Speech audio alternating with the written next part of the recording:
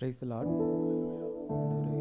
கர்த்தருடைய நாமத்தினாலே உங்கள் அனைவரும் இந்த காலை ஆராதனைக்காக ஆண்டவர் வாழ்த்தி வரவேற்கிறேன். இப்பொழுதும் கூட ஆராதனையின் ஆரம்பத்திற்காக ஒரு சங்கீதத்திலே ஒரு அதிகாரத்தை வாசித்து ஜெபிக்கலாம். சங்கீதம் 136.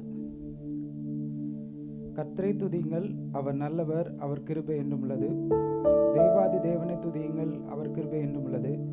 கர்த்தாதி கர்த்தரை துதியுங்கள், அவர் கிருபை என்றும் உள்ளது. ஒருவராய் பெரிய அதிசயங்களை செய்கிறவரை துதியுங்கள், அவர் கிருபை என்றும் உள்ளது. வானங்களை ஞானமாய் உண்டாக்கினவரை துதியுங்கள், அவர் கிருபை என்றும் உள்ளது.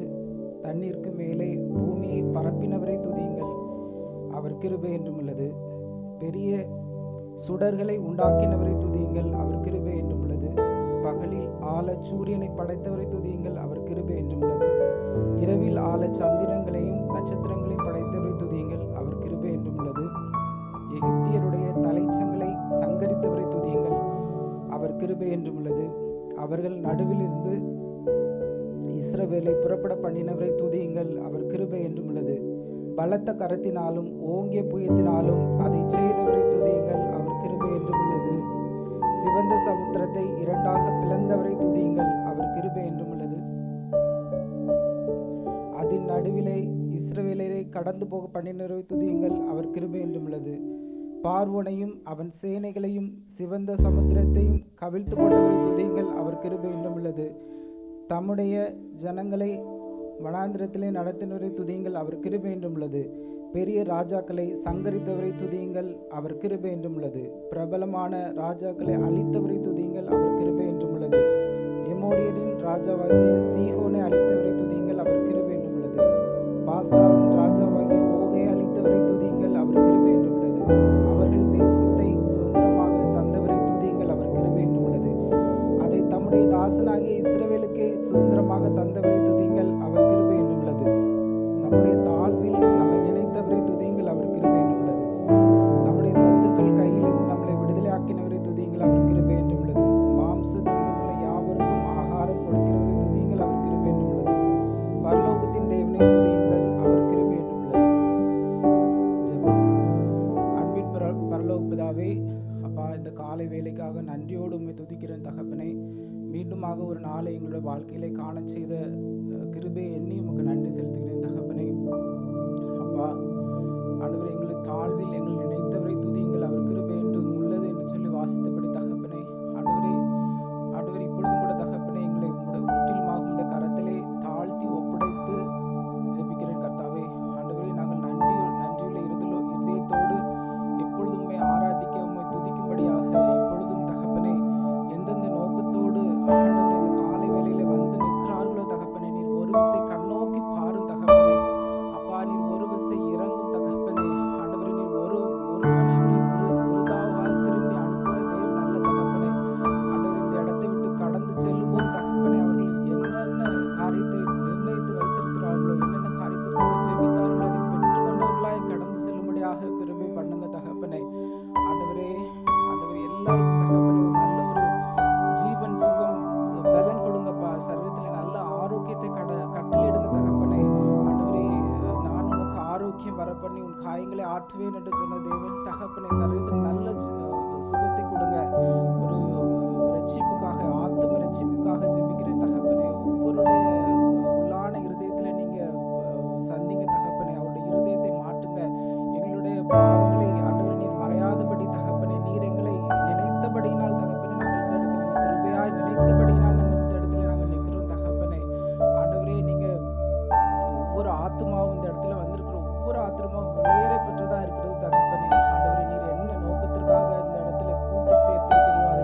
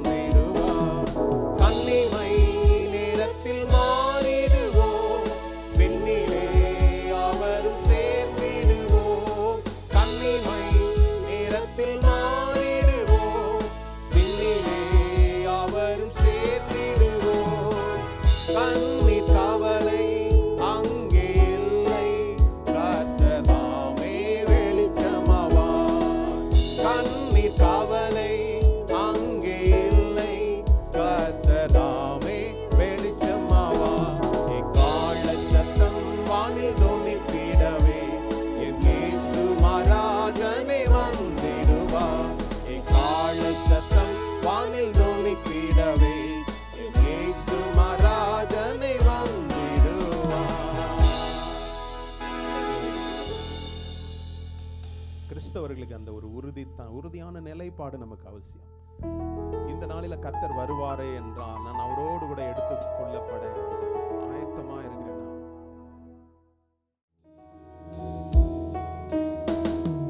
காலடி தெரியாமல் போனாலும் கர்த்தரின் முன்னே உண்டு. காலடி தெரியாமல் போனாலும் கர்த்தரின் முன்னே உண்டு. சமுத்திரம் ஒதுக்கி வழிகாட்டுவார், நம்பி நான் செல்லுவேன். சமுத்திரம் ஒதுக்கி வழிகாட்டுவார், நம்பி நான் செல்லுவேன். இயேசுவை நம்புவேன், நாளெல்லாம் நான் பின்பற்றுவேன். என்னை அவரிடம் ஒப்படைத்தேன், வெட்கப்பட்டு போக மாட்டேன். இயேசுவை நம்புவேன், நாளெல்லாம் நான் பின்பற்றுவேன். என்னை அவரிடம் ஒப்படைத்தேன், வெட்கப்பட்டு போக மாட்டேன். வனாந்திரமே வாழ்க்கையானாலும் கர்த்தரின் பக்கம் உண்டு. வனாந்திரமே வாழ்க்கையானாலும் கர்த்தரின் பக்கம் உண்டு. வேண்டியதை அவர் பார்த்துக் கொள்வார், நம்பி நான் செல்லுவேன். வேண்டியதை அவர் பார்த்துக் கொள்வார், நம்பி நான் முன் செல்லுவேன். இயேசுவை நம்புவேன், நாளெல்லாம் நான் பின்பற்றுவேன். என்னை அவரிடம் ஒப்படைத்தேன், வெட்கப்பட்டு போக மாட்டேன். இயேசுவை நம்புவேன், நாளெல்லாம் நான் பின்பற்றுவேன். என்னை அவரிடம் ஒப்படைத்தேன், வெட்கப்பட்டு போக மாட்டேன். எங்கே நான் பரதேசியானாலும் அங்கே ஓர் இடம் உண்டு. எங்கே நான் பரதேசியானாலும்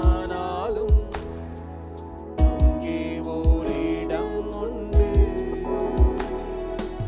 ஆயத்தமாக்கி அழைத்து செல்வார், நம்பி நான் காத்திருப்பேன். ஆயத்தமாக்கி அழைத்து செல்வார், நம்பி நான் காத்திருப்பேன். இயேசுவை நம்புவேன், நாளெல்லாம் நான் பின்பற்றுவேன். என்னை அவரிடம் ஒப்படைத்தேன், வெட்கப்பட்டு போக மாட்டேன். இயேசுவை நம்புவேன், நாளெல்லாம் நான் பின்பற்றுவேன். என்னை அவரிடம் ஒப்படைத்தேன், வெட்கப்பட்டு போக மாட்டேன். வெட்கப்பட்டு போக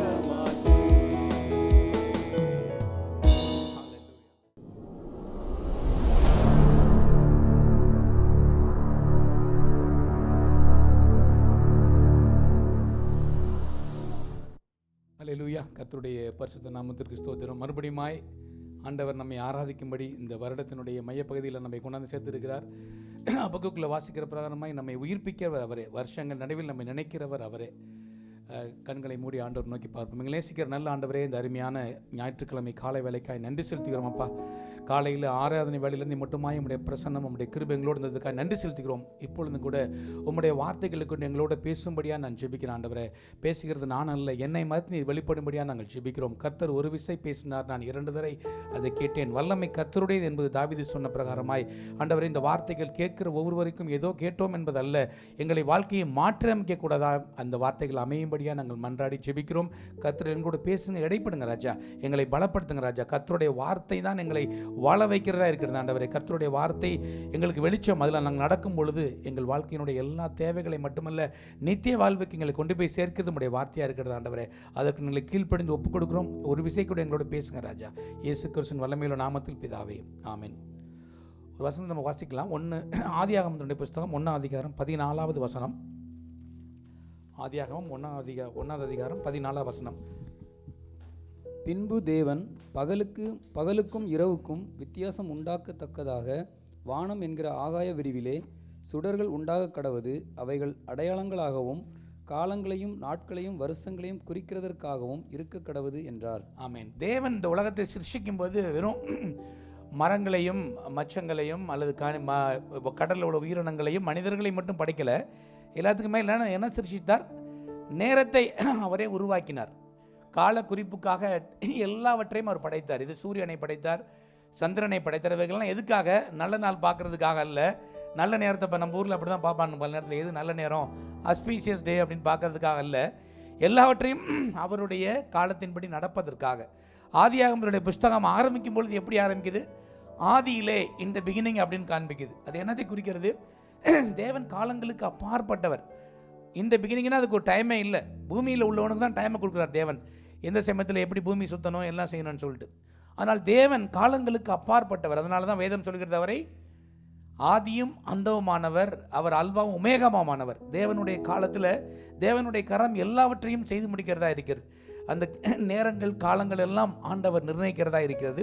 இந்த நாளில் கூட சில பகுதிகளை நாம் வாழ்க்கையில் நினைக்கிறோம். நம்முடைய சில வனாந்திர வாழ்க்கை என்று நம்ம பாட கேட்டோம், என்னை உயர்த்துவார் என்று நம்ம பாடனை கேட்டோம். ஆனால் அந்த சூழ்நிலைகளில் தேவன் எப்படி செயல்படுகிறார், என் வாழ்க்கையை எப்படி மாற்றி அமைக்க என்பதை குறித்து சில காரியங்களை தியானிப்போம். முக்கியமாக இந்த ஒரு கேரக்டர் ஸ்டடி போல் தியானிக்கலாம் என்று நினைத்தேன். ஆனால் அது டைம் ரொம்ப கம்மியாக, அதை குறித்து புரிந்து கொள்வதற்கும் கொஞ்சம் டைமாக இருக்கும். பிரசங்கம் பண்ணிட்டு போயிடலாம் ஃபாஸ்ட்டாக. ஆனால் அது நமக்குள்ளார போய் ஒரு வார்த்தையை கேட்குறத விட அந்த வார்த்தையை என்னை மாற்றி அமைக்கிறது எனக்கு முக்கியமான ஒரு காரியமாக இருக்குது. 1000 வார்த்தைகளை கேட்கலாம். அந்த தேவனுடைய வார்த்தை சொல்லுகிற பரமாய் 30, 60, 100 அந்த வார்த்தைகள் எப்படி கொடுக்குது? பலனை கொடுக்கிறது. வார்த்தைகள் அந்த விதையில் வித்தியாசம் இல்லை. தேவனுடைய வார்த்தையில் ஒரு குறையும் இல்லை. எங்கே பிரச்சனை வருதுன்னா அதை கேட்கறதுக்கான வேர் நமக்குள்ளே இருக்கிறதா என்பது ரொம்ப முக்கியம். அந்த வேர் நமக்குள்ளே இருக்கும் பொழுது அந்த வார்த்தைகள் கனி கொடுக்கறதா இருக்கிறது. ஒருத்தருக்கு 30 இருக்கலாம், ஒருத்தருக்கு 60 இருக்கலாம், ஒருத்தருக்கு 100 இருக்கலாம். ஆனால் காரியம் என்ன? எல்லோரையும் கனி கொடுக்கிறவர்களாய் பிரயோஜனம் உள்ளவர்களாய் மாற்றுவது தான் தேவனுடைய காரியம் இருக்குது. அதனால் இந்த காரியங்களை தியானிப்பது நல்லது என்று நினைத்தேன். சாமுவேல் 1 சாமுவேல் புஸ்தகத்தில் இருந்து 2 சாமுவேல் புஸ்தகம் வரைக்கும் நீங்கள் பார்த்தீங்கன்னா தாவீது என்ற ஒரு மனிதனை குறித்து நம்ம பார்க்குறோம் இல்லையா? தாவீதை அபிஷேகம் பண்ணுகிறார் தேவன். பல நேரங்கள் அனாயிண்டிங், அபிஷேகம், வாக்குத்தத்தங்களை கொடுக்கும்போது நம்ம துள்ளி குதிக்கிறோம். ஆனால் அந்த வாக்குத்தத்தம் நிறைவேறுவதற்கு பல காலங்கள் ஆகிறது இல்லையா? நேரமாகிறது. இதை குறித்து அதாவது தேவன் சாமுவேலை அழைத்த பொழுது, அவரை அபிஷேகம் பண்ணும் பொழுது, அடுத்த அதிகாரத்தை நம்ம பார்க்குறோம், ஒரு மிகப்பெரிய பிரேக் த்ரூ, மிகப்பெரிய வெற்றியை தேவன் கொடுக்குறார் கோலியாத்தை குறித்து இல்லையா? தாவீது கோலியாத்தை தெரியாதவங்க யாருமே கிடையாது. ஆனால் தாவீது கோலியாத்தை வெற்றி பெற்ற பிறகுதான் அவனுடைய பிரச்சனையே ஆரம்பிக்குது. எதிரியை பல நேரத்தில் நம்ம எளிதாக மேற்கொள்ளலாம். ஆனால் நம்ம இருக்கிற சூழ்நிலைகள், நம்ம சுற்றி இருக்கிற ஜனங்கள், அவங்களுக்கு கொடுக்குற சவால்களை மேற்கொள்வது ரொம்ப கடினமான ஒரு காரியமாக இருக்குது. தாவீதினுடைய வாழ்க்கையினுடைய பகுதியே மாற்றி அமைக்கிறதுக்கான காரணம் அவன் கோலியாத்தை வீழ்த்தினதான் இருக்குது. பல நேரத்தில் ஆண்டவருக்கு என்று வைராக்கியமாக இருக்கிறேன், எதிரியை வீழ்த்திட்டேன், என் வாழ்க்கை ரொம்ப நல்லா போகும்னு நினைக்கிறோம். அதனால் பிரச்சனைகள் அங்கே தான் ஆரம்பிக்குது. அதன் மத்தியில் எப்படியாக தாவீது அவர் தேவன் கொடுத்த வாக்குத்தத்தத்தை நிறைவேற்றினார் என்று நம்ம பார்க்கலாம். அதில் ஒரு சில பகுதிகள் நம்ம தியானிப்போம். நம்முடைய ஆவிக்குரிய வாழ்க்கைக்கு அது பிரயோஜனமாக இருக்குன்னு நினைக்கிறேன். தாவீதை தேவன் தெரிந்து கொண்டு ஒரு மிகப்பெரிய வெற்றியை கோலியாத்தை வீழ்த்தினார் இல்லையா? ஒரு சின்ன நம்மளுக்கெல்லாம் தெரிஞ்ச ஒரு கதை தான் அது. எல்லாருக்கும் தெரியும், டேவிட் அண்ட் கோலியாத்தை குறித்து எல்லாத்துக்கும் தெரியும். ஆனால் அதற்கு பிறகு அந்த 18ஆம் அதிகாரத்திலிருந்து அவர் ராஜாவாகிற வரைக்கும் நடந்த காரியங்கள் தான் அவருடைய வாழ்க்கையை மாற்றி அமைக்கிறதா இருக்கிறது. ஒரு வாக்குத்தத்தத்தை தேவன் கொடுக்கிறார், நம்ம வாழ்க்கையை ஆரம்பிக்கிறோம் என்பதல்ல, அதை எப்படி நடத்து அந்த ப்ராமிஸை நம்ம பெற்றுக்கொள்கிறோம். நிறைய காரியங்களை சொல்லலாம். அவருக்கு அபிஷேகத்திலிருந்து அவரை தேவன் அரியணை ஏற்றும் வரைக்கும் உள்ள காலகட்டங்கள், அவருடைய வாழ்க்கையில் எப்படிலாம் அவர் போனார்ன்றது பார்க்குறோம். ஒரு சில சம்பவங்களை பார்க்குறோம். சவுல், அவன் மேலே ஒரு பொறாமை இருந்துச்சு, அவன் லைஃபே மாறி போயிடுச்சு. அது வரைக்கும் அவன் நல்லவனாக இருந்தான், பிரச்சனை இல்லாமல் இருந்தான். எப்போ கோலியாத்தை வீழ்த்தி தேசத்துக்கு ஒரு பெரிய வெற்றியை, விடுதலை கொண்டு வந்தானோ அதுக்கப்புறம் அவன் எப்படி ராஜா போல வெறுக்கத்தக்கவன் ஆகிட்டான். அவனுடைய வாழ்க்கையை ஆரம்பிக்கும் போது ஒரு மியூசிஷியனாக, ஒரு ஆட்டு இடையான வாழ்க்கையை ஆரம்பித்தான். அதற்கு பின்பு அவனுடைய வாழ்க்கை ஒரு மியூசிஷியனாக இருந்தது இல்லையா. அதற்கு பின்பு அவன் போர் வீரனாகவும் இருந்தான். அதுக்கப்புறம் ஒரு கமாண்டராக மாதிரி பின்ன ராஜாவாக மாறினான். சில சம்பவங்களை பார்க்கலாம் பாருங்கள். அவன் தப்பி ஓடிக்கொண்டிருக்கும் பொழுது, அந்த சவுலனை துரத்தும் போது தாவீது ஓடிக்கிட்டே இருக்கிறான். முதல்ல நோபுன்ற இடத்துக்கு போகிறதெல்லாம் நான் உங்களுக்கு சுருக்கமாக சொல்கிறேன், அதெல்லாம் வாஸ்தா நிறைய டைம் ஆயிரும். நோபுன்ற ஒரு இடத்துக்கு ஓடிக்கொண்டு போய் அங்கே போய் தேவனுடைய ஆலயத்திற்கு சென்றால் எனக்கு ஒரு விடுதலை கிடைக்குமா, எனக்கு ஒரு அடைக்கலம் கிடைக்குமா என்று பார்த்தா அங்கே தான் பல நேரத்தில் பிரச்சனைகள் வருகிறது. 1 சாமுவேல் 21 அதிகாரத்தில் 20 அதிகாரத்தில் முதல் வசனங்கள் நினைக்கிறேன். அங்கேருந்து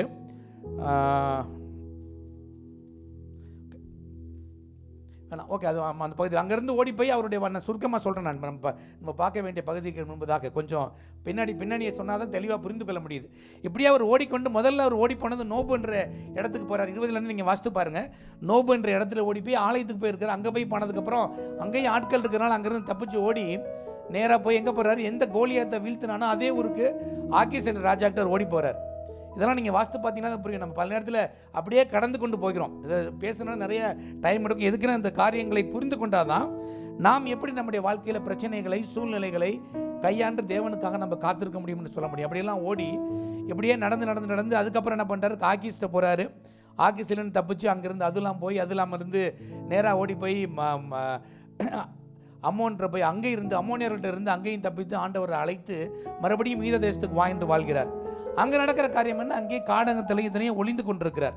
இப்படி அவர் நடந்து கொண்டிருக்கும் போது ஒரு சம்பவிக்கிற பகுதி தான் நம்ம பார்க்குற பகுதி. 23 அதிகாரத்தில் முதல் வசனத்தை வாசிப்போம். 1 சாமுவேல் 23:1 கொஞ்சம் வாசிப்போமே. இதோ பெலிஸ்தர் கேகிலாவின் மேல் யுத்தம் பண்ணி களஞ்சியங்களை கொள்ளையிடுகிறார்கள் என்று தாவீதுக்கு அறிவிக்கப்பட்டது. வாசிங்க, 3 வரைக்கும் வாசிங்களேன். அப்பொழுது தாவீது, நான் போய் அந்த பெலிஸ்தரை முறியடிக்கலாமா என்று கர்த்தரிடத்தில் விசாரித்ததற்கு கர்த்தர், நீ போ, பெலிஸ்தரை முறியடித்து கேகிலாவை இரட்சிப்பாயாக என்று தாவீதுக்கு சொன்னார். ஆனாலும் தாவீதின் மனுஷர் அவனை நோக்கி, இதோ நாங்கள் இங்கே யூதாவிலே இருக்கும் போதே பயப்படுகிறோம். நாங்கள் பெலிஸ்தருடைய சேனைகளை எதிர்க்கிறதற்கு கேகிலாவுக்கு போனால் எவ்வளவு அதிகம் என்றார்கள். ஓகே, நல்ல கவனிங்க. தாவீது எங்கே இருக்காரு, யூதாவில் குடியிருக்காரு. ராஜா அந்த ஊரில் இருக்கிறார். இந்த கெகிலான்றது என்ன, யூதாவோட சேர்ந்த ஒரு பட்டணம். அதை பாதுகாக்க வேண்டியது யாரு, ராஜாவாகிய சவுல். அதை அவன் பாதுகாக்கல. ஆனால் அங்கு அலைந்து கொண்டிருந்த, இங்கே எங்கே காட்டுக்குள்ளே ஓட்டி கொண்டிருந்த தாவீது, அவர்களுக்கு ஒரு அந்த தேசத்துடைய பற்று வருகிறது. ஐயோ, என் ஜனங்களை எதிரி தாக்குறானே, நான் இவங்களை போய் காப்பாற்றட்டுமான்னு சொல்லிட்டு தேவனை விசாரிக்கிறார். கொஞ்சம் நினச்சி பாருங்கள், நம்ம ஊர் கூட இருக்குது, நம்ம ஊரில் ஆட்சி செய்கிற ஒரு அரசாங்கம் இருக்குது, ஒரு மாநிலம் தாக்கப்படுகிறது. ஆனால் அந்த மாநிலத்தை குறித்த கவரை அந்த அதிகாரிகளுக்கே இல்லை அப்படின்னா எப்படி இருக்கும்? நம்ம நடக்கிற காரியத்தை சொல்கிறேன். அப்படி தான் சவுளுடைய ஆட்சி இருந்தது. இன்றைக்கி நம்ம பார்க்குற காரியம் ஒன்று புதிதல்ல. சவுலுக்கு கெகிலாவை யார் தாக்கினா எனக்கு என்ன என்று அவன் நினைக்கிறான். ஆனால் தாவீது அவர்களை பாதுகாக்கிறதுக்கு போவதற்கு முன்பதாக தேவனிடத்தில் விசாரித்து அவன் போகிறான். அங்கே போய் தேவன் சொல்கிறாரு, உன்னை பெலிஸ்தர் கையில் ஒப்புக் கொடுப்பேன் என்று ஒப்புக் கொடுக்கிறார். அதற்கு பின்பு நடக்கிற காரியம் என்ன, 3ஆம் வசனத்தில் வாசித்த பிரகாரம் 5ஆம் வசனத்தில் வாசித்த பிரகாரமாய் அவன் போய் அவர்கள் என்ன செய்தான், அநேகம் பேர்களை கொண்டு அந்த கெகிலாவின் குடியேறிகளை ரட்சித்தான். யார் ரட்சிக்கிறார்? ராஜா செய்யாத காரியத்தை, சவுல் செய்ய வேண்டிய காரியத்தை ஓடிக்கொண்டிருக்கிற தாவீது செய்து ரட்சிக்கிறான். நல்லா கவனிங்க, இதை நம்ம புரிந்து கொள்ளலாம் பல நேரத்தில். அதுக்கப்புறம் என்ன பண்ணுறான், திருப்பி கேட்டதுக்கப்புறம் என்ன நடக்குது, இந்த இடத்துல ஓகோ எனக்கு எதிரியை எனக்காக இவன் பாதுகாத்து விட்டானா என்று சவுல் அவனுக்கு நன்றி சொல்ல. நடக்கிற காரியத்தை வாசித்து பாருங்களேன். அந்த 7ஆம் வசனத்தை கொஞ்சம் வாசிங்க. தாவீது கேகிலாவுக்கு வந்தான் என்று சவுலுக்கு அறிவிக்கப்பட்ட போது தேவன் அவனை என் கையில் ஒப்பு கொடுத்தார்.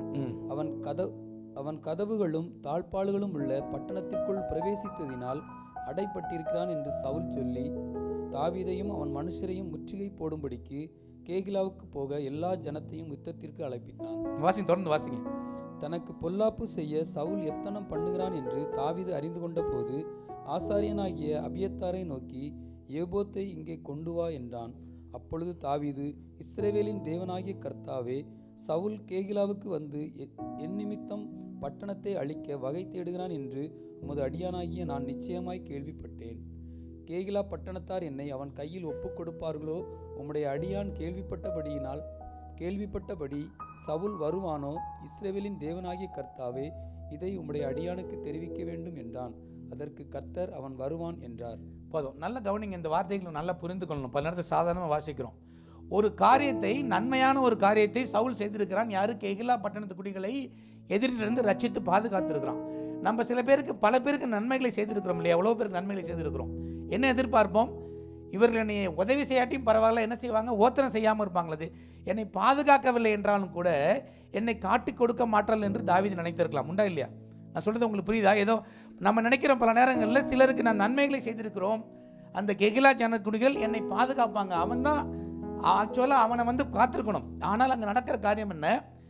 தாவீது போய் தேவன்ட்டு விசாரிக்கும் பொழுது தேவன் என்ன சொல்கிறார்? இந்த ஜனங்கள் உன்னை நிச்சயமாக காட்டி கொடுப்பாங்கன்றாங்க. இதுதான் மனுஷனுடைய காரியமாக இருக்கிறது. நாம் சில பேர்கிட்ட எவ்வளவோ நன்மைகளை செய்திருந்தாலும் கூட ஜனங்கள் எப்படி இருப்பாங்க? நமக்கு எதிராக துரோகமாக செயல்படுறவங்களா இருக்கிறாங்க. தேவன்ட்டு அதை விசாரித்து அறிந்தவராய் தாவீது இருந்தார். எதுக்காக இதெல்லாம் பேசுகிறோம் அப்படின்னா, யதார்த்தமான நடைமுறை வாழ்க்கையை நம்ம பார்க்குறோம். நான் எவ்வளோ நல்ல வேலை செஞ்சாங்க, எனக்கு என்னை உயர்த்துவாங்களா? நான் எவ்வளோ பேருக்கு நன்மையான காரியங்களை உறவினர்கள் செஞ்சுருக்கிறேன், அல்லது என் நண்பர்கள் செஞ்சுருக்கிறேன், அவங்களாம் எனக்கு நினைத்து பார்த்து செய்வாங்களான்னா அவங்க செய்ய மாட்டாங்க, காட்டி கொடுக்கவர்களாக இருக்கிறாங்க. இதுதான் உலகத்தினுடைய காரியமாக இருக்கிறது. அப்போ தாவீதுக்கு எவ்வளோ கோவம் வரும்? நான் ஏன்டா உனக்காக போராடி பிலிஸ்தியனை அழிக்கணும், உங்களே அழிச்சிருக்கலாமே. நான் சொல்கிறேன், உங்களுக்கு பாயிண்ட் புரியுதா? உங்களுக்காக நான் போராடி உங்களை பாதுகாத்தேன், அதற்கு நீங்கள் கொடுக்குற விலைக்கரியம் என்னை நீங்கள் காட்டி கொடுக்குறீங்கன்றார். அது தாவீதுடைய செயல்பாடை புரிந்து கொள்ளுங்க. அவர் எப்படிப்பட்டவராக இருந்தார்? தேவனிடத்தில் போய் ஒவ்வொன்றையும் விசாரிச்சார். அதுதான் நம்முடைய வாழ்க்கையினுடைய வெற்றியோட காரியமாக இருக்கிறது. நம்மளே அசியூம் பண்ணிக்கிறது. பல நேரத்தில் நம்ம எல்லாவற்றையும் இப்படி தான் இருக்குன்னு சொல்லிட்டு தீர்மானிக்கிறோம். இவங்க நம்ம சொல்கிறத கேட்டு நடப்பாங்க, நமக்கு சார்பாக இருப்பாங்கன்ற சூழ்நிலைகளை நமக்கு ஏற்றார் போல நாமே நினைத்துக் கொள்கிறோம்.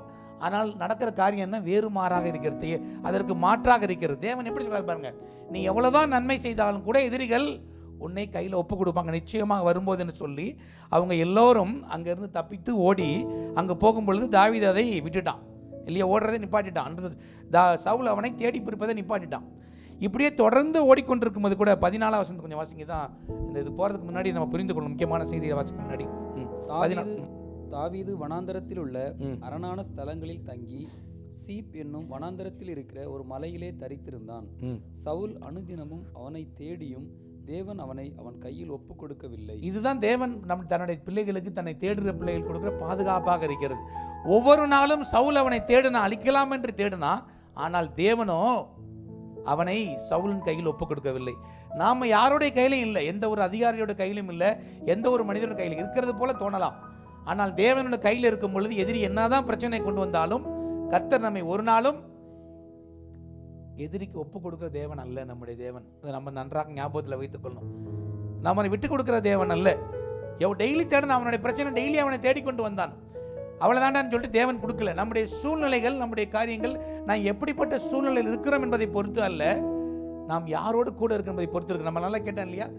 One man with God is a majority. அநேக நேரத்தில் நம்ம எப்படி நினைக்கிறோம், நம்ம சிறுபான்மையினர்னு சொல்கிறாங்க. ஐயோ, எனக்கு பின்னாடி இருக்கிற பேக்கப் யாருமே இல்லையே. நிறைய காரியங்களை கேட்டோம், நம்முடைய படிப்பு, அனுபவங்கள், புத்திசாலித்தனம் எல்லாத்தையும் கேட்டோம்.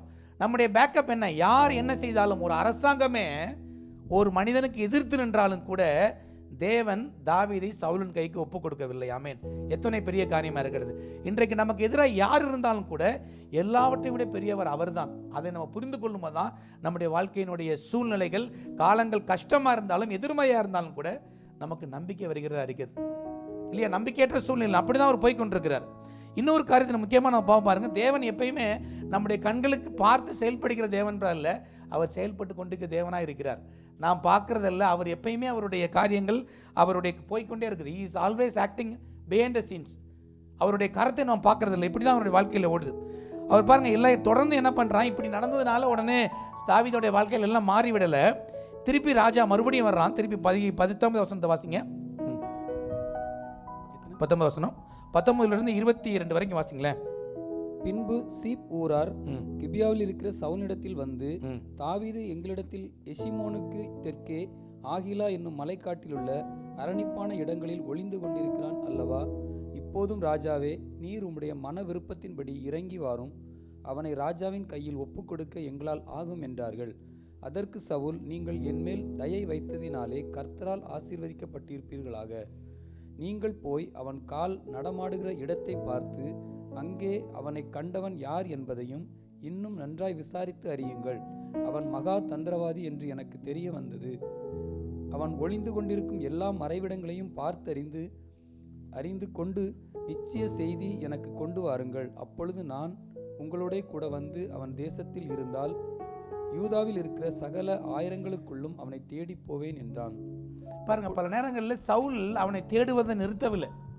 யாரின் இடத்துல அபிஷேகம் பண்ணப்பட்ட ஆளை என்ன சொல்றான், இவன் மிகப்பெரிய ஒரு தந்திரவாதி என்று அவன் சொல்லுகிறான். யார் தந்திரவாதி, சவுலா இல்லை தாவீதா? இப்படி தான் உலகம் நம்மளை அசைன் பண்ணலாம். இவன் ரொம்ப பயங்கரமான ஆள்டா, பெரிய ஒரு ஆள், ஏமாத்துக்காரன், ஒரு டிசீவர்னு சொல்கிறான். உலகம் நம்மை குறித்து பல பேரை சொல்லலாம். இவன் ரொம்ப அயோக்கியமான ஆள், மோசமான ஆளுன்னு சொல்லலாம். அதுக்கு ஜனங்களும் ஒத்து போகலாம். மெஜாரிட்டியை குறித்து அல்ல.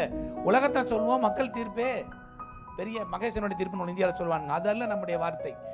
உலகமே எதிர்த்தாலும் தேவன் என்ன சொல்கிறாரோ அதுதான் நடக்கும். அதை பற்றி அதனால தான் இவ்வளோ வசனத்தை நான் வாசித்து கொண்டிருக்கேன். பின்னாடி நேரடியாக வசனத்துக்கு போனால் பல நேரத்தில் நம்மளுக்கு பேக்ரவுண்ட் என்னன்னே தெரியல, கான்டெக்ட் என்னன்னு தெரியலன்னா நம்ம கான்செப்டை வி கேனாட் அண்டர்ஸ்டாண்ட். இப்போ தாவீதுடைய வாழ்க்கையில் பாருங்க, தொடர்ந்து அவனுக்குள்ள பிரச்சனை ஓடிக்கொண்டு தான் இருக்குது. அவன் எப்படி செயல்படுறான், என்ன ஆண்டவரே என்னை அபிஷேகம் பண்ணினீங்க, என்னை அழைத்தீங்க, ஆனால் என் வாழ்க்கையில் சூழ்நிலைகள் மாறல, இன்னும் நான் வாழ்க்கையில் ஓடிக்கொண்டே இருக்கேன், எதிரிக்கு பயந்து ஓடுறேன்ற விரக்தி அவனுக்குள்ளே இருக்கலாம், அல்ல எதிர்ப்புகள் அவளுக்குள்ளே இருக்கலாம். ஆனால் அவைகள் மத்தியில் he keeps going. ஒரு வார்த்தை சொல்லுவான், அமெரிக்கன் பார்த்து கேட்டிருக்கீங்களா நீங்கள் தெரியல, when the going gets tough get going வாங்க. நீங்கள் போகும்பொழுது ரொம்ப இது, நீங்கள் உங்கள் வாழ்க்கை ரொம்ப பயங்கரமாக இருந்தால் நீங்கள் எப்படி நடத்தணும்னு ஹார்டாக இருக்கணும். இன்னும் தமிழ் நம்ம பிப்ளிக்கலாக சொல்லணும்னா, ஆபத்து காலத்தில் சோர்ந்து போயானாலும் உன்னுடைய பலன் குறுகியது. அப்படி தான் தாவீதோடைய வாழ்க்கை இருந்தது. சும்மா அந்த நீதிமொழிகள்லாம் சாதாரணமாக வரல. நம்மளுடைய வாழ்க்கையில் மட்டும் இல்லை, நம்மளுடைய இங்கே மட்டும் இல்லை, நாளைக்கு நம்மளுடைய நீங்கள் இருக்கிற ரியல் லைஃப்பை நினச்சி பாருங்கள். நம்ம செய்கிற வேலைகளில், நம்முடைய குடும்பங்களில் எப்படி ஒவ்வொரு காரியத்தை நம்ம ரெஸ்பாண்ட் பண்ணிக்கிறோம் என்பதுக்கு இந்த வார்த்தைகள் ரொம்ப முக்கியமாக இருக்குது. எல்லாரும் தேடி ஓடணும் பொழுது சவுல் எங்கே இருக்கிறான், இது எல்லாத்தையும் விட்டு ஓடிக்கொண்டே இருக்கிறான். அவன் தாவீது தன்னுடைய வாழ்க்கையில் சவுலுக்கு பயந்து ஓடிக்கொண்டிருக்கிறான். இப்பொழுது அவன் என்ன செய்கிறான் பாருங்க, 25 வசனத்தை வாசிங்க. 25. சவுலும் அவன் மனுஷரும் தாவீதை தேட வருகிறார்கள் என்று அவனுக்கு அறிவிக்கப்பட்ட போது அவன் கன்மலையிலிருந்து இறங்கி மாகோன் வனாந்தரத்திலே தங்கினான். அதை சவுல் கேள்விப்பட்டு மாகோன் வனாந்தரத்திலே தாவீதை பின் தொடர்ந்தான். தாவீதுக்கு ஒரு இன்டெலிஜென்ஸ் இருக்கு, சாதாரணமாக நாள் தாவீது கிடையாது. அவன் கூட எவ்வளோ பேர் இருக்காங்க, 600 பேர் இருக்கிறாங்க. இவங்கெல்லாம் இந்த அதுலாம் குகையில் சேர்ந்து கொண்டவர்கள். முன்னாடி உள்ள அதிகாரத்தை வாசிச்சிங்கன்னா அந்த 400 பேர் ரொம்ப நல்லவன் கிடையாது. எல்லாம் எப்படி கடங்காரன், முறுமுறுக்கிறவன், தேவையில்லாதவன், நம்ம ஊரில் சாதாரணமாக சொன்னோன்னு வச்சுக்கோங்க, அல்லக்கை, அவன் எல்லாம் சேர்ந்துட்டானுங்க வந்து. இப்படிப்பட்ட கூட்டத்தை வைத்து கொண்டு தான் தாவீது சவுலுக்கு எதிராய் தன்னையும் பாதுகாக்கணும், தன்னை சுற்றி இருக்க ஜனங்களையும் பாதுகாக்கும் என்று அவன் ஓடிக்கொண்டிருக்கிறான். சவுல் ஏற்கனவே நன்மை செய்தால் கூட அந்த ஜனங்களை அவனை காட்டி கொடுக்கும் பொழுது அங்கேருந்து ஓடி அப்படியே ஓடி அடுத்தது மாகான்ற ஒரு பள்ளத்தாக்கிலிருந்து கீழே கண்மலையிலிருந்து அவன் பள்ளத்தாக்கு கீழே இறங்கி ஓடி போகிறான். நம்ம பல இடத்துல நம்ம நினைக்கிறோம் மலையில் இருக்கிறதானே ரொம்ப சேஃபான ஒரு காரியம், எதிரி வரும்போது மேலேருந்து அவனை பார்த்து தாக்கலாம்னு சொல்லிட்டு இல்லையா. இன்றைக்கி இருக்கிற இராணுவ யுக்தி கூட அதுதான் இருக்குது. ஆனால் அவன் என்ன நினைத்தான், இவ்வளவு பேரையும் தாவீதோடைய அவனோட கூட இருந்தவங்க 600 பேர், சவுலோடு இருந்த 1000 வந்து 3000 பேர். ஸோ எப்படி இருந்தாலும் என்னை மலையில் மூவ் பண்ண என்னை பார்த்துருவாங்கன்னு சொல்லிட்டு அவன் மலையிலிருந்து பள்ளத்தாக்கில் இறங்கி ஓடுறான். போகும்போது என்ன நடக்குது பாருங்க, 2 பக்கம் 25 வசனத்தை வாசிங்க. 26 வசனம். சவுலும் அவன் மனுஷரும் தாவீதை தேட வருகிறார்கள் என்று அவனுக்கு அறிவிக்கப்பட்ட போது அவன் கன்மலையிலிருந்து இறங்கி மாகோன் வனாந்தரத்திலே தங்கினான். அதை சவுல் கேள்விப்பட்டு மாகோன் வனாந்தரத்திலே தாவீதை பின்தொடர்ந்தான். சவுல் மலையின் இந்த பக்கத்திலும் தாவீதும் அவன் மனுஷரும் மலையின் அந்த பக்கத்திலும் நடந்தார்கள். சவுலுக்கு தப்பி போக தாவீது தீவிரித்த போது சவுலும் அவன் மனுஷரும் தாவீதையும் அவன் மனுஷரையும் பிடிக்கத்தக்கதாய் அவர்களை வளைந்து கொண்டார்கள். ஆமாம், இந்த வசனத்தை நம்ம சாதாரணமாக வாசிக்கிறோம், கொஞ்சம் நல்லா இதை திங்க் பண்ணி பாருங்க. இப்பொழுது என்னாச்சு, இவ்வளவு நாள் தப்பித்து ஓடுனா, ஜெபம் பண்ணா, ஆண்டவர்கிட்ட போய் விசாரித்தான், எல்லாம் செய்தான். பல நேரத்தில் நம்ம போய் ஆண்டவரை ஜெபிக்கிறோம், விடுதலை செய்வோம், ஆண்டவரே வெற்றியை கொடுங்கன்னு சொல்லி கேட்குறோம். ஆனால் நடக்கிறது என்ன, தாவீதை சுற்றி எல்லோரும் வணைந்து கொண்டார்கள். என்சர்க்லிங் டேவிட் இருக்குது. அவன் தப்பித்து போகாமல் அளவுக்கு நம்ம ஊரில் கம்பான்களில் போலீஸ் வந்து எல்லாத்தையும் சரண்டர் பண்ணிட்டான் வில்லன் அப்படின்னு சொல்லிட்டு. அவன் தப்பித்து போக வழியே இல்லை, மரியாதையாக கையை தூக்கி எங்கள்கிட்ட சரணடைஞ்சிரு அப்படின்ற மாதிரி அந்த ஒரு நெருக்கடியான சூழ்நிலை தாவீதை தேவன் கொண்டாந்து நிப்பாட்டுறார். இதை கொஞ்சம் நினச்சி சாதாரண வாசிட்டு போயிடுறோம். அவனை சுற்றி எதிரிகளுடைய எல்லா ஆட்களும் நிற்கிறாங்க. தாவீதை நோக்கி அவன் ஒருத்தன் கொன்னா அப்படின்னா முடிஞ்சு போச்சு, அவனை வெட்டுனா வெட்டிடுவானுங்க. ஏற்கனவே நீங்கள் பழைய சம்பவங்களை பார்த்தீங்க என்றால் ஒரு பிரதான ஆசாரியனாக இருந்தவனையே தாவீது சவுல் வந்து இவர்களை வெட்டி கொல் என்று சொல்லும்போது அவனை வெட்டி போட்ட அப்படிப்பட்ட ஒரு மோசமான சவுலுக்கு முன்பாக தாவீது நிற்கிறான். அவன் வாழ்க்கையில் போகிறதுக்கு வழியே இல்லை. இப்போ ஜெபிக்கவும் நேரம் இல்லை. அவனை சுற்றி எல்லாரும் இருக்கிறாங்க. ஒரு அடி அடிச்சேன்னா தாவீதோடைய லைஃபே முடிஞ்சு போச்சு. ஸ்டோரி அதோட எண்ட் ஆயிரும். இப்போ அவன் ஜெபமும் பண்ணல, எதுவும் செய்யலை. எப்படிப்பட்ட நிலைமையில் நம்ம இருக்கோம்? பல நேரத்தில் நம்மளுடைய வாழ்க்கையில் கூட அப்படி தான் நம்ம பல நேரத்தில் கடந்து போகிறோம் இல்லையா? கடைசி நிமிஷம் வரைக்கும் வந்துட்டாண்டவரே, இதற்கு மேலே என்னுடைய தோல்வி தவிர்க்க முடியாததாக இருக்குது, இதற்கு மேலே வேறு வழி இல்லைன்னு நம்ம நினைக்கிறோம். இந்த லாஸ்ட் பாயிண்ட் 11:59 சொல்ல முடியாது. அடுத்தது நெக்ஸ்ட்டு ஸ்பிளிட் ஆஃப் அ செகண்டில் மேட்ரு முடிய போகுது. நெருக்கடியான ஒரு சூழ்நிலையில் மத்தியில் எப்படி அவனுடைய வாழ்க்கை இருந்தது? எவ்வளவோ பிரச்சனைகள், எவ்வளவோ பாடுகள் தான், எல்லாமே அவனுக்கு எதிராக இருக்குது. அவனை சுற்றி எதிரியோடைய கொடூரமான வளைந்து நிற்கிது. இன்றைக்கி நம்மளுக்கு என்ன பிரச்சனைகள் இருந்தாலும் அதை கொஞ்சம் நினைத்தில் கொண்டு வந்து பாருங்கள். உங்களுடைய பொருளாதார பிரச்சனையா, அல்லது வேலை குறித்த காரியங்கள், அல்லது உறவை குறித்த காரியங்கள், சரீர பிரச்சனை. ஐயோ நான் டாக்டர்கிட்ட போனேன், எனக்கு ரிப்போர்ட் வரப்போகுது, அடுத்த ரிப்போர்ட் எப்படி இருக்குமோ, எவ்வளோ நேரம் நம்ம பதட்டப்பட்டிருக்கிறோம். இல்லை இந்த வேலைக்கு நான் அப்ளை பண்ணியிருக்கிறேன், எனக்கு என்ன ரெஸ்பான்ஸ் வரணும்னு தெரியல, நாளைக்கு தான் டெட்லைன். எவ்வளோ டெட்லைனை மனுஷன் வச்சுருக்கிறான். அப்படிப்பட்ட டெட்லைன் தான் தாவீதுக்கு வந்தது. அவனை சுற்றி எல்லாரும் நின்றாங்க. வேறு வாய்ப்பு இல்லை, வேறு வழி இல்லை. சவுல் அவனை கொல்லப்போகிற ஒரு சூழ்நிலையில் தேவன் எப்படி செயல்படுகிறார் என்பது தான் அடுத்த வசனம் சொல்லுது. அடுத்த வசனத்தை வாசிப்போம். அந்த சமயத்தில் 27 சமயத்தில் ஒரு ஆள் சவுலினிடத்தில் வந்து, நீர் சீக்கிரமாய் வாரும், பெலிஸ்தியர் தேசத்தின் மேல் படையெடுத்து வந்திருக்கிறார்கள் என்றான். இதுதான் தேவனுடைய செயல்பாடாக இருக்குது. இந்த ஒரு வசனத்துக்கு தான் இவ்வளோ நேரம் பின்னாடி வந்தோம். எல்லா நெருக்கடியின் மத்தியில் அந்த ஆள் எங்கேருந்து வந்தான்னு தெரியுதா? தேவன் பல நேரத்தில் நம்முடைய பிரச்சனைகளை மாற்றி வைக்கிறது. நம்ம நினைக்கிறோம், ஆண்டவரே என்னுடைய சூழ்நிலைகளை மாற்றுங்க, என் பிரச்சனையை மாற்றுங்க நினைக்கலாம். God may not remove you from the problem, but he will remove the enemy. அதை ஞாபகத்தில் வைத்துக்கொள்ளணும். என்னுடைய பிரச்சனையை மாற்றி என்னை வெளியே கொண்டு வரீங்க, என்னை தப்பித்து வைங்க என்று நம்ம நினைக்கிறோம். என்னை எப்படியாவது தப்புவேன் ஆண்டவரே. 91 சங்கீதத்தை மறுபடியும் சொல்கிறேன், ஒன்று நடக்கிற மாதிரி தெரியல. எவ்வளோ நேரத்தில் நம்ம நினச்சிருக்கோம், எப்படியோ நான் ஜெபம் பண்ணுறேன் ஆண்டவரே, போராடி ஜெபம் பண்ணுறேன், நடக்க வாய்ப்பே இருக்க மாதிரி தெரியலையே, இன்னும் அடி தான் விழுவும் போக. ஆனால் தேவன் எப்பயுமே நம்ம பார்க்குறார். திடீர்னு ஒரு ஆள் வர்றான். எங்கேருந்து வர்றான்? Out of the blue. என்ன சொல்கிறான்? எதிரி உன்னை தேடி வந்துட்டான், பிலிஸ்தியர் உன்னை தேடி வர்றாங்கன்னு சொல்லும்போது சவுலுக்கு வர்ற காரணம் என்ன? தாவீது எனக்கு கீழே இருக்க ஒரு சின்ன எதிரி, இவனை விட்டுடலாம், அதை விட பெரிய பிரச்சனை என்ன, வெளியில் இருக்க எதிரியை முதல்ல சமாளிப்போம் என்று தேவன் அவனை திசை திருப்புறார். அவன் நினச்சி பாருங்க, அந்த ஒரு மனிதன் அந்த நேரத்தில் வரலன்னா சவுலோட சாப்டர் முடிஞ்சிருச்சு, தாவீதோட சாப்டர் முடிஞ்சிருச்சுன்றது மட்டுமல்ல, அதற்கு பின்பதாக இதோட புஸ்தகம் முடிஞ்சு போச்சு. புதிய ஏற்பாடே கிடையாது. ஏன்னா புதிய ஏற்பாடு எப்படி ஆரம்பிக்குது? தாவீதின் குமாரனும் அப்ரஹாமின் குமாரனும் என்று ஆரம்பிக்குது.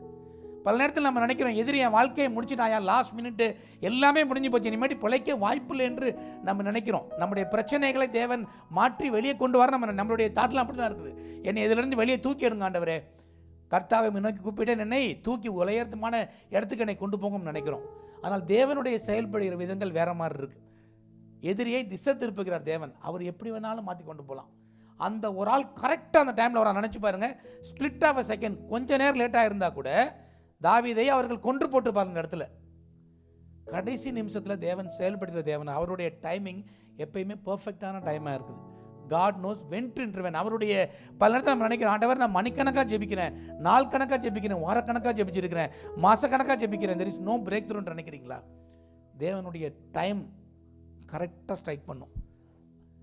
Not 1 minute delayed or not 1 second early, perfect time. அதுதான் தேவனோட டைமாக இருக்குது.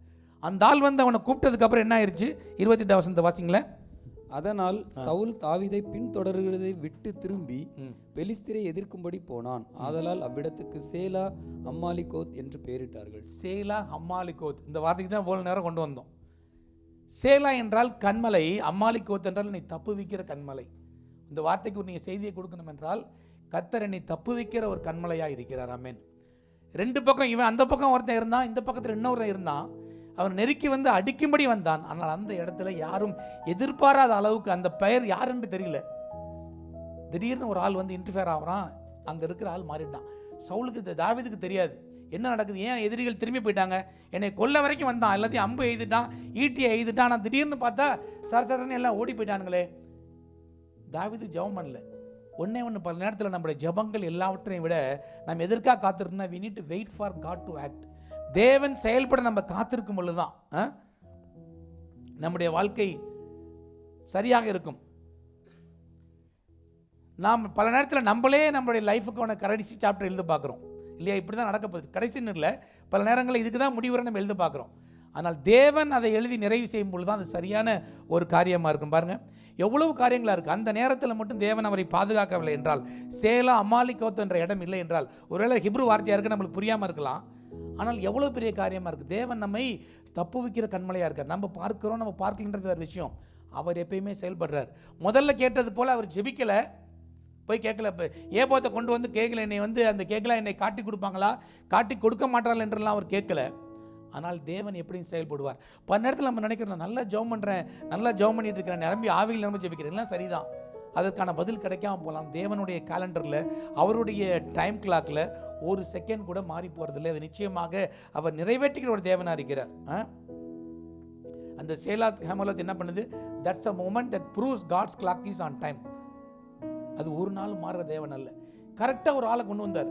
அதுக்கப்புறம் தான் தாவீதினுடைய வாழ்க்கை வெற்றி. அடுத்த அதிகாரத்தை நீங்கள் வாசித்தீங்கன்னா, யாருக்காக பயந்து தாவீது ஓடினாரோ அந்த மனுஷனே இவனோட கையில் வரும்படி தேவன் செய்கிறார். அடுத்த அதிகாரத்தில் ஜஸ்ட் பார்ப்போம் பாருங்கள். 24வது அதிகாரத்தில் ஒரே ஒரு வாசனை மட்டும் பார்ப்போம்.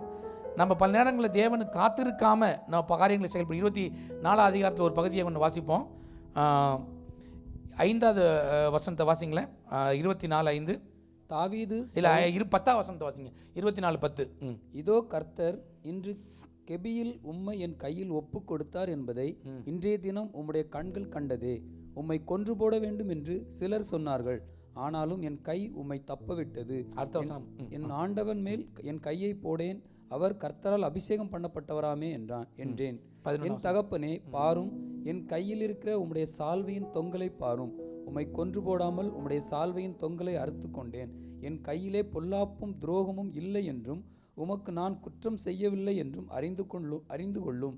நீரோ என் பிராணனை வாங்க அதை வேட்டையாடுகிறீர். முதல் அதிகாரத்தில் தாவீதுடைய உயிர் சவுலுடைய கையில் இருந்துச்சு. ஆனால் யார்கிட்ட கட்டுப்பாடு இருந்தது? கண்ட்ரோல் யார்கிட்ட இருந்தது? தேவன்கிட்ட இருந்தது. நான் சொல்றது உங்களுக்கு புரியுதா? தாவீதினுடைய உயிர் தேவனுடைய கையில் இருந்தது. அவன் நினைச்சான், சவுல் நினைச்சான் தாவீதை கொன்று விடலாம் என்று. ஆனால் அடுத்த அதிகாரத்தில் தேவன் அந்த சூழ்நிலையை மாட்டி போட்டார். It turn the table. இப்போ யார் கையில் யார் இருக்கிறா? தாவீதோடைய கையில் சவுல் இருக்கிறான். நான் நினச்சேன் இப்பயே உன்னை ஃபினிஷ் பண்ணிடலாம், ஆனால் ஏன் அவன் மேலே கை வைக்கிறது தெரியுமா? ஒன்னே மாதிரி நான் இல்லை, நான் தேவனை பயப்படுகிறவன், தேவனை ஆராதிக்கிறேன், பழிக்கு பழி வாங்குறவன் இல்லை. இதுதான் ஒரு கிறிஸ்துவ ஒரு விசுவாசியனுடைய வாழ்க்கையுடைய காரியமாக இருக்கிறது. அதுதான் தேவனை நம்புகிற வாழ்க்கை. இப்போ நினச்சா கூட உன்னை ஃபினிஷ் பண்ணலாம், என்னுடைய எல்லா பிரச்சனையும் ஒரே டைமில் சால்வ் பண்ணி நான் வெளில வந்துடலாம். அதனால் அதெல்லாம் மேட்டர். நான் தேவனுக்கென்று அவர் நேரத்துக்கு நான் காத்திருக்கும் பொழுது தான் என்னுடைய வாழ்க்கை மாறுகிறதா இருக்கிறது. அவனுடைய ரோபம் மட்டும் கட் பண்ணான், அவனை தலையை எடுத்துருக்கலாம். அதுக்கு பதிலாக அவன் என்ன பண்ணான்? அவனுடைய வஸ்திர தொங்கலுடைய ஓரத்தை கட் பண்ணும்போது கூட தாவீதினுடைய இருதயம் அடித்து கொண்டிருந்தது. நம்ம கர்த்தருக்கென்று காத்திருக்கும் பொழுது எதிரியை நம்ம கையில் அவர் ஒப்பு கொடுக்கிற தேவனாக இருக்கிறார். லாஸ்ட் மினிட்ல நம்ம இருக்கலாம், ஆனால் தேவனோடு இருக்கும் பொழுது எல்லாவற்றையும் மாற்றுகிறார். எவ்வளோ பேர் விசுவாசிக்கிறீங்க? எவ்வளோ பேர் நம்புறீங்க? நம்முடைய திறமையும் நம்முடைய புத்திசாலித்தனத்தை நம்பி இருந்தோம்னா மேட்ரு எங்கேயும் முடிஞ்சிருக்கும். ஆனால் தாவீதுடைய வாழ்க்கையினுடைய வெற்றி என்ன? தேவனை பற்றிருந்ததுனால ஒரே அதிகாரத்தில் எவ்வளோ தலைகளாக மாறி இருக்கு இல்லையா? எதிரி நம்ம கையில் இருக்கிறான்.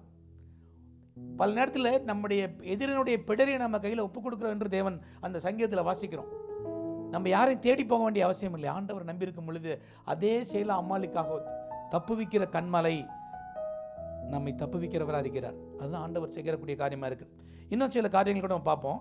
ஆதியாகமத்தினுடைய புஸ்தகம் 22 அதிகாரம் 8-10 வாசிப்போமே. ஆதியாகமத்தினுடைய புஸ்தகம் 22 அதிகாரம் 8-10 வாசிப்போம். அதற்கு ஆபிரகாம், என் மகனே, தேவன் தமக்கு தகன பலிக்கான ஆட்டுக்குட்டியை பார்த்து கொள்வார் என்றான். அப்புறம் இருவரும் கூடி போய் தேவன் அவனுக்கு சொல்லியிருந்த இடத்துக்கு வந்தார்கள். அங்கே ஆபிரகாம் ஒரு பலிபீடத்தை உண்டாக்கி கட்டைகளை அடுக்கி தன் குமாரனாகிய ஈசாக்கை கட்டி அந்த பலிபீடத்தின் மேல் அடுக்கிய கட்டைகளின் மேல் அவனை கிடத்தினான்.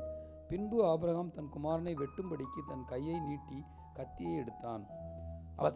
அப்பொழுது கர்த்தருடைய தூதனானவர் வானத்திலிருந்து ஆபிரகாமே, ஆபிரகாமே என்று கூப்பிட்டார். அவன் இதோ அடியேன் என்றான். அப்பொழுது அவர், பிள்ளையாண்டான் மேல் உன் கையை போடாதே, அவனுக்கு ஒன்றும் செய்யாதே. நீ அவனை உன் புத்திரன் என்றும் உன் ஏக சுதன் என்றும் பாராமல் எனக்காக ஒப்பு கொடுத்தபடியினால் நீ தேவனுக்கு பயப்படுகிறவன் என்று இப்பொழுது அறிந்திருக்கிறேன் என்றார். ஆமென். இந்த காரியம் நம்மளுக்கு எல்லாம் தெரியும் இல்லையா? நம்மளுக்கு எல்லாம் தெரியும். யெகோவா ஈர் என்று பார்த்துருக்கோம். நல்லா கவனிங்க. தேவன் ஆபிரகாமை பார்த்து என்ன சொல்றார்? ஈசாக்கை எனக்கு பலியாக ஒப்புக்கொடு என்று கேட்கிறார். ஒப்பு கொடுத்த பிறகு ஆபிரகாம் கீழ்ப்படிந்து அவனை அழைத்து கொண்டு மோரியா என்ற மலைக்கு ஏறிக்கொண்டு போகிறாங்க. அங்கே என்ன இருக்குது? பலி ஆயத்தப்படுத்துறதுக்கு கட்டைகளை அடுக்கி வச்சாச்சு. இவன் அதில் நெருப்பையும் மூட்டியாச்சு. பலி அது மேலே வைத்தாச்சு. பலியை கொல்வதற்காக ஆபிரகாம் ஆயத்தமாக அவன் கையை உயர்த்தி ஒரே குத்து அவன் வெட்டணும்னு சொல்லிட்டு கையை உயர்த்துறான்.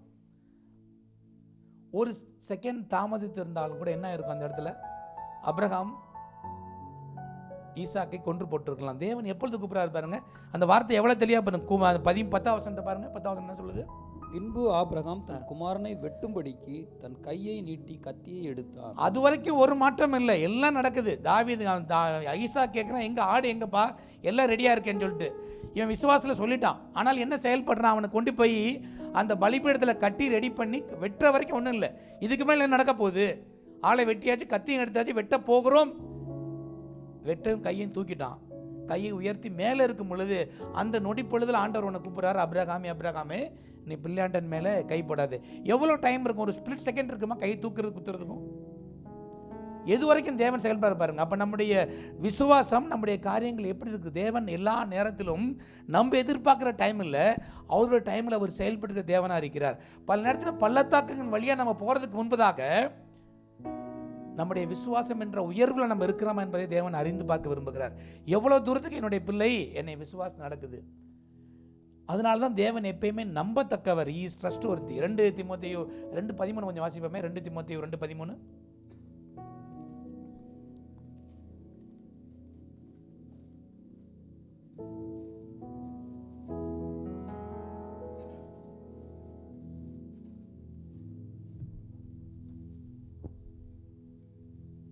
நாம் உண்மையில்லாதவர்களாக இருந்தால் அவர் உண்மை உள்ளவராய் இருக்கிறார். அவர் தம்மை தாம் மறுதலிக்க மாட்டார். நம்ம உண்மை இல்லாதவர்களாக இருந்தாலும் கூட நாம் ஏமாற்றுக்காரர்களாக, கொஞ்சம் அப்படி பேரஃப்ரைஸ் பண்ணா, நான் ஏமாத்துக்காரனா ஆண்டவருக்கு கீழ்ப்படியாமல் அவருக்கு துரோகம் பண்ணி அவருக்கு பிரியம் இல்லாமல் நடந்தாலும் கூட நீ மோசமாக இருக்காதா நானும் மோசமாக இருக்கேன் என்று சொல்லி அவர் நடக்க மாட்டார். அவர் எப்படி இருப்பார்?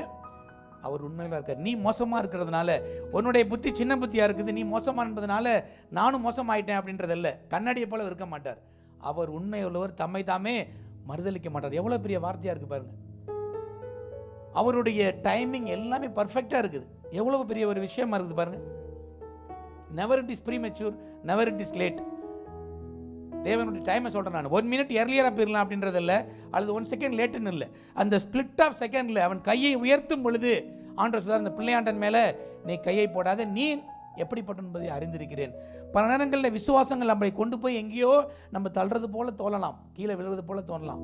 ஆனால் தேவன் ஒரு நாளும் அவருடைய வாக்குத்தத்தத்தை மாற்றுகிற தேவன் அல்ல. அவர் சொன்னதை செய்து முடிக்கிற தேவனாக இருக்கு. அதை எக்ஸ்பீரியன்ஸ் பண்ணுறது தான் நம்முடைய விசுவாசம் உச்ச கட்டத்தில் இருக்கும் பொழுது தான் அதை உறிந்து கொள்ள முடியும்.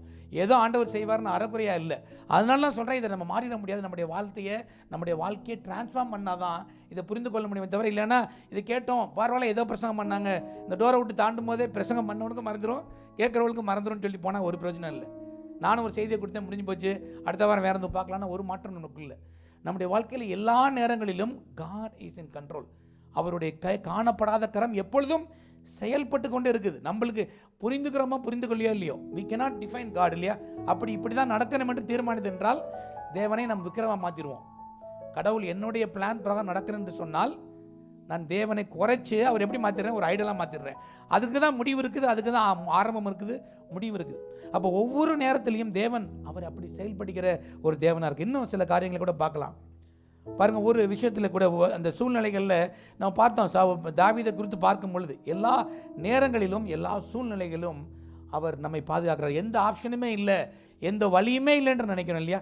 when you run out of the options, நான் எல்லாத்தையும் என்னுடைய திறமையில் செஞ்சு முடிச்சுட்டேன், என்னுடைய எல்லா ஆப்ஷன்ஸும் நான் எக்ஸாஸ்ட் பண்ணிட்டேன் ஆண்டவரே, further there is no way என்று சொல்லும்போது தேவன் அங்கேயும் வழியை உருவாக்குற ஒரு தேவனாக இருக்கிறார். அவாந்திரத்தில் ஆறுகளையும் வனாந்திரத்தில் வழிகளையும் உருவாக்குற ஒரு தேவனாக இருக்கிறார். ஒன்றுமே இல்லாத நம்ம ஊர்லேயே திடீர்னு ஒரு நாளைக்கு கேனல் உண்டு பண்ணுறான் இல்லையா?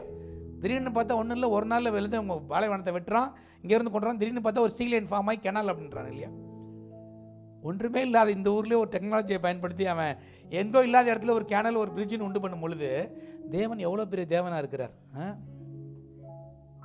தேவன் எல்லாவற்றையும் செய்ய வல்லவராக இருக்கிறார். இந்த பூமியில் இருக்கிற எந்த எதிர்ப்புகளும், நாட் எனி எர்த்லி அட்வர்சிட்டியோ இல்லை டெமானிக்கோ cannot act on us. எவ்வளோ பெரிய காரியம். இன்னொரு காரியத்தை நம்ம வாசிக்கலாம் பாருங்கள். இதெல்லாம் நம்மளுக்கு தெரிஞ்ச ஒரு காரியம் தான். 2 ராஜாக்களுடைய புஸ்தகம் 19 அதிகாரம் 14 வசனத்தை வாசிப்போம். 2 ராஜாக்கள் 19 அதிகாரம் 14 வசனம்.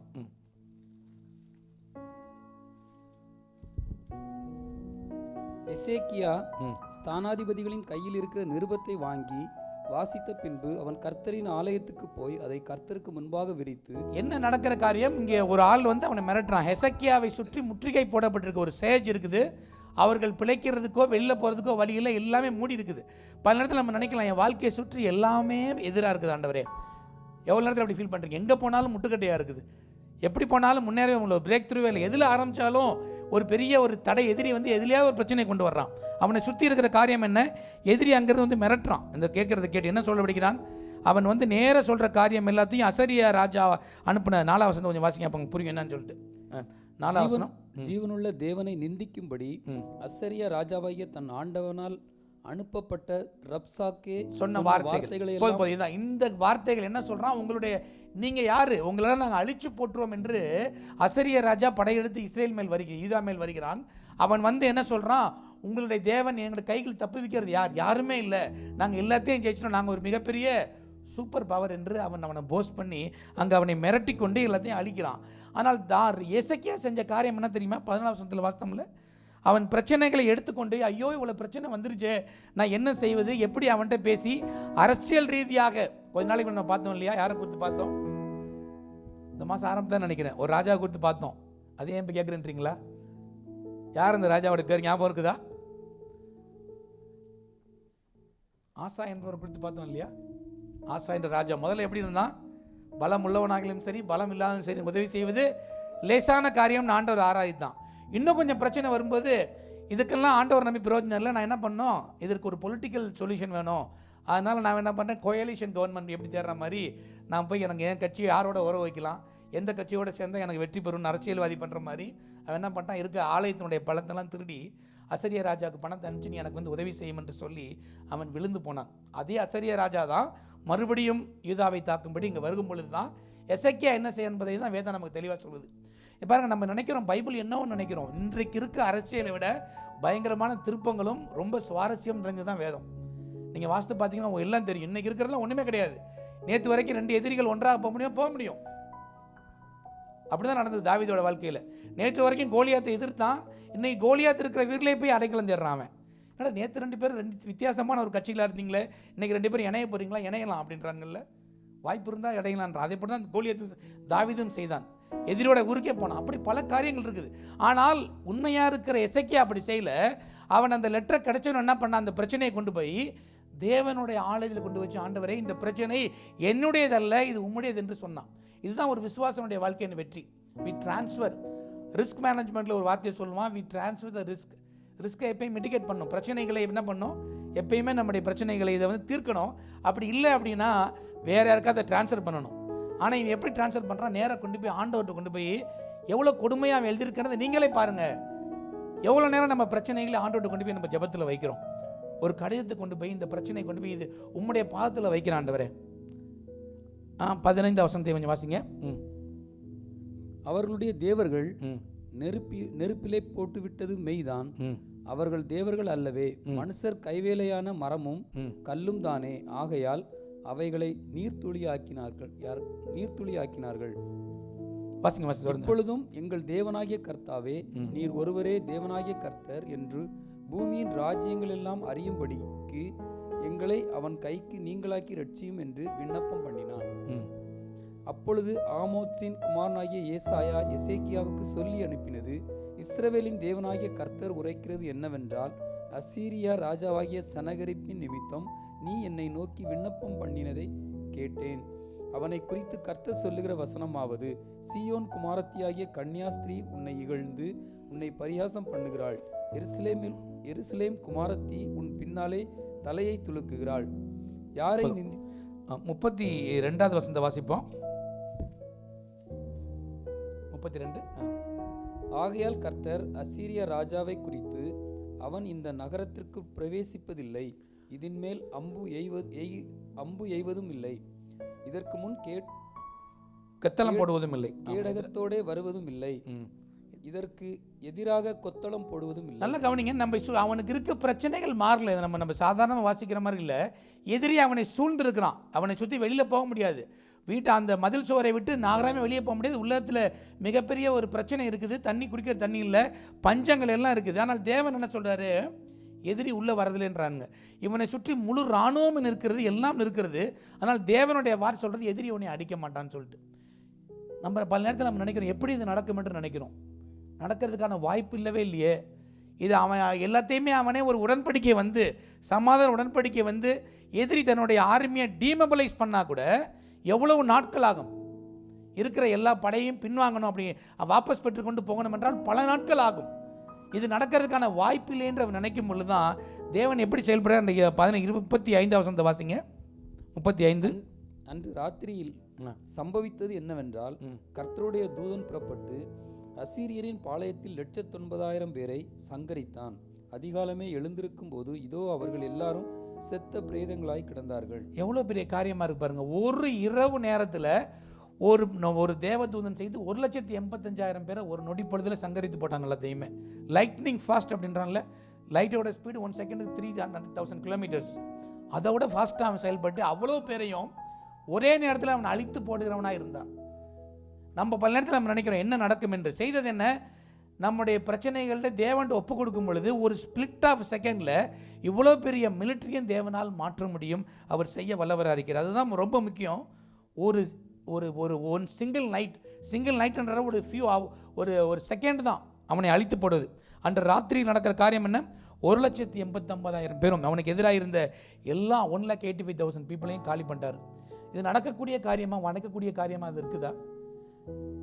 தேவன் எப்பயுமே ஐயோ அவன் இந்த எதிரி வந்துட்டானே இனிமேல் போகிறதுக்கான வாய்ப்பு இல்லையே. மிலிட்ரி ஸ்ட்ராட்டஜிக்கலாக நீங்கள் பார்த்தாலும் சரி, உலகத்தினுடைய ஞானத்தின்படி பார்த்தாலும் நம்ம சுற்றி இருக்க பிரச்சனைகள், இதுக்கு எவ்வளோ பணம் எனக்கு தேவை, எவ்வளோ நாள் மாறணும், இதுக்கெல்லாம் எல்லாமே மாறணும் நம்ம நினைக்கிறோம். ஆனால் தேவனை பொறுத்தவரை அவர் எந்த சமயத்தில் எப்படி செயல்படுற அறிந்திருக்கிறார். அது நொடிப்பொழுது வரைக்கும் அவன் சூழ்ந்திருந்தான். எப்போ எசக்கியா தேவனை சார்ந்து கொள்ள அவரிடத்துல போய் அவன் நடக்க ஆரம்பித்தானோ அப்பொழுது தேவன் செயல்படுகிற ஒரு தேவனாக இருக்கிறார். அவர் போய் அவன்கிட்ட விலைக்கு சொல்ல, எப்படி அவன் நான் எதிரியை கொல்ல போகிறேன், என்ன செய்ய போகிறேன்னு சொல்லிட்டு. தேவன் எல்லாத்தையும் நம்மள்கிட்ட விலைக்கு சொல்கிற தேவன் அல்ல. இயேசு கிறிஸ்து சொன்னார், நான் அதை சொன்னால் நீங்கள் இப்போ அதை தாங்க மாட்டீங்கன்றார். எப்பயுமே God leads us one step at a time. அப்படி தான் நடத்துறாரு நம்மளை. எல்லாத்தையும் சொன்னால் நம்மளாம் ஓடி போயிடுவோம் இல்லையா? எலியாவை குறித்து நம்ம பார்க்குறோம். எலியாட்ட போனோடனே, எலியா நீ முதல்ல என்ன பண்ணுவ, நீ மழை பெய்யாது, அடுத்தது கொஞ்ச நாள் கேரி தாட்டங்கிற ஓரத்தில் இருப்ப, அதுக்கப்புறம் அந்த ஆற்று வட்டு போயிடும், அதுக்கப்புறம் என்ன பண்ணுவோம், ஒரு விதவைட்ட உன்னை அனுப்புவேன், அங்கே போய் நீ இருப்ப, அவள் என்ன பண்ணுவா, இறகு பிடிச்சிட்டு இருப்பா, அவள்கிட்ட கொஞ்சம் தான் மாவு இருக்கும், நீ அங்கே போய் விசுவாசத்தை செயல்படுத்தும் பொழுது அந்த மாவு நிரம்பும். அதுக்கப்புறம் அங்கே இருந்ததுக்கப்புறம் திருப்பி ஆகாப்ட வருவ, நீ ஜெபம் பண்ணால் கூட மக்கள்லாம் கேட்க மாட்டாங்க, நீ சோர்ந்து போயிடுவ, அப்புறம் வாழ்க்கையே போதுன்னு வெறுத்து போய் மரத்தில் படுத்திருப்பேன். அப்படின்னா எலியா அந்த லைஃப் எனக்கு ஒத்து வராதுன்னு ஓடியே போயிருப்பான் இல்லையா? இதெல்லாம் ஆண்டவர் செயல் சொன்னால் என்ன ஆகும்? பல நேரத்தில் நம்ம எல்லாத்தையும் கேட்குறோம், எங்களுக்கு தீர்க்க தரிசனம் வேணும், எல்லாத்தையும் சொல்லுங்கன்னு சொல்லிட்டு. அப்படிலாம் சொன்னால் நம்ம தாங்க மாட்டோம். போதும் ஆண்டவர், ரொம்ப போர் அடிக்குது ஸ்டோரி, பயங்கரமாக இருக்குது, நான் தயார் இல்லை. யாரும் மோசே சொன்ன மாதிரி நீங்கள் வேறு யாராவது பார்த்து அனுப்புங்க, என்னை விட்டுருங்க ஆண்டவரே, இதுக்கு நான் லாய்க்கில்லாத ஆள்னு முடிவு பண்ணிடுவோம் இல்லையா? பல நேரத்தில் எல்லாத்தையும் தேவன் சொன்னால் நம்மளுக்கு தாங்கிறது இல்லை. அதனால தேவன் ஒவ்வொன்றையும் அந்தந்த நேரத்தில் அருமையாக செய்கிறார். சாலமன் சொன்ன காரணத்தை தேவன் அதனதன் காலத்தை அதனதனை எப்படி செய்கிறார்? நேர்த்தியாய் செய்கிறார். இட் டஸ் பியூட்டிஃபுல்லி, பர்ஃபெக்டாக, நேர்த்தியாக. எவ்வளோ அருமையாக தமிழில் சொல்லியிருக்கு பாருங்க. சாதாரணம் அல்ல, அலங்கோலம் அல்ல. நம்ம தான் அவசரத்தில் செயல்பட்டால் பல நேரத்தில் எல்லாமே தப்பாக நடக்குது. அதனால் தேவன் எல்லாவற்றையும் மிக அழகாக சரியாக செய்கிறார் அவரோட நேரத்துக்கு காத்திருக்கும் பொழுது. அதனால தான் எதிரி எவ்வளோ பெரிய ஆட்களாக இருக்கலாம், எவ்வளோ நேரத்தில் இருக்கலாம், முடிய போதே என்னமேட்டு வேறு வழியே இல்லைன்னு சொல்லலாம். என்னை கைக்கு தப்பி வைக்கிறவர் யார் அப்படின்னு எதிரி மிரட்டினான்.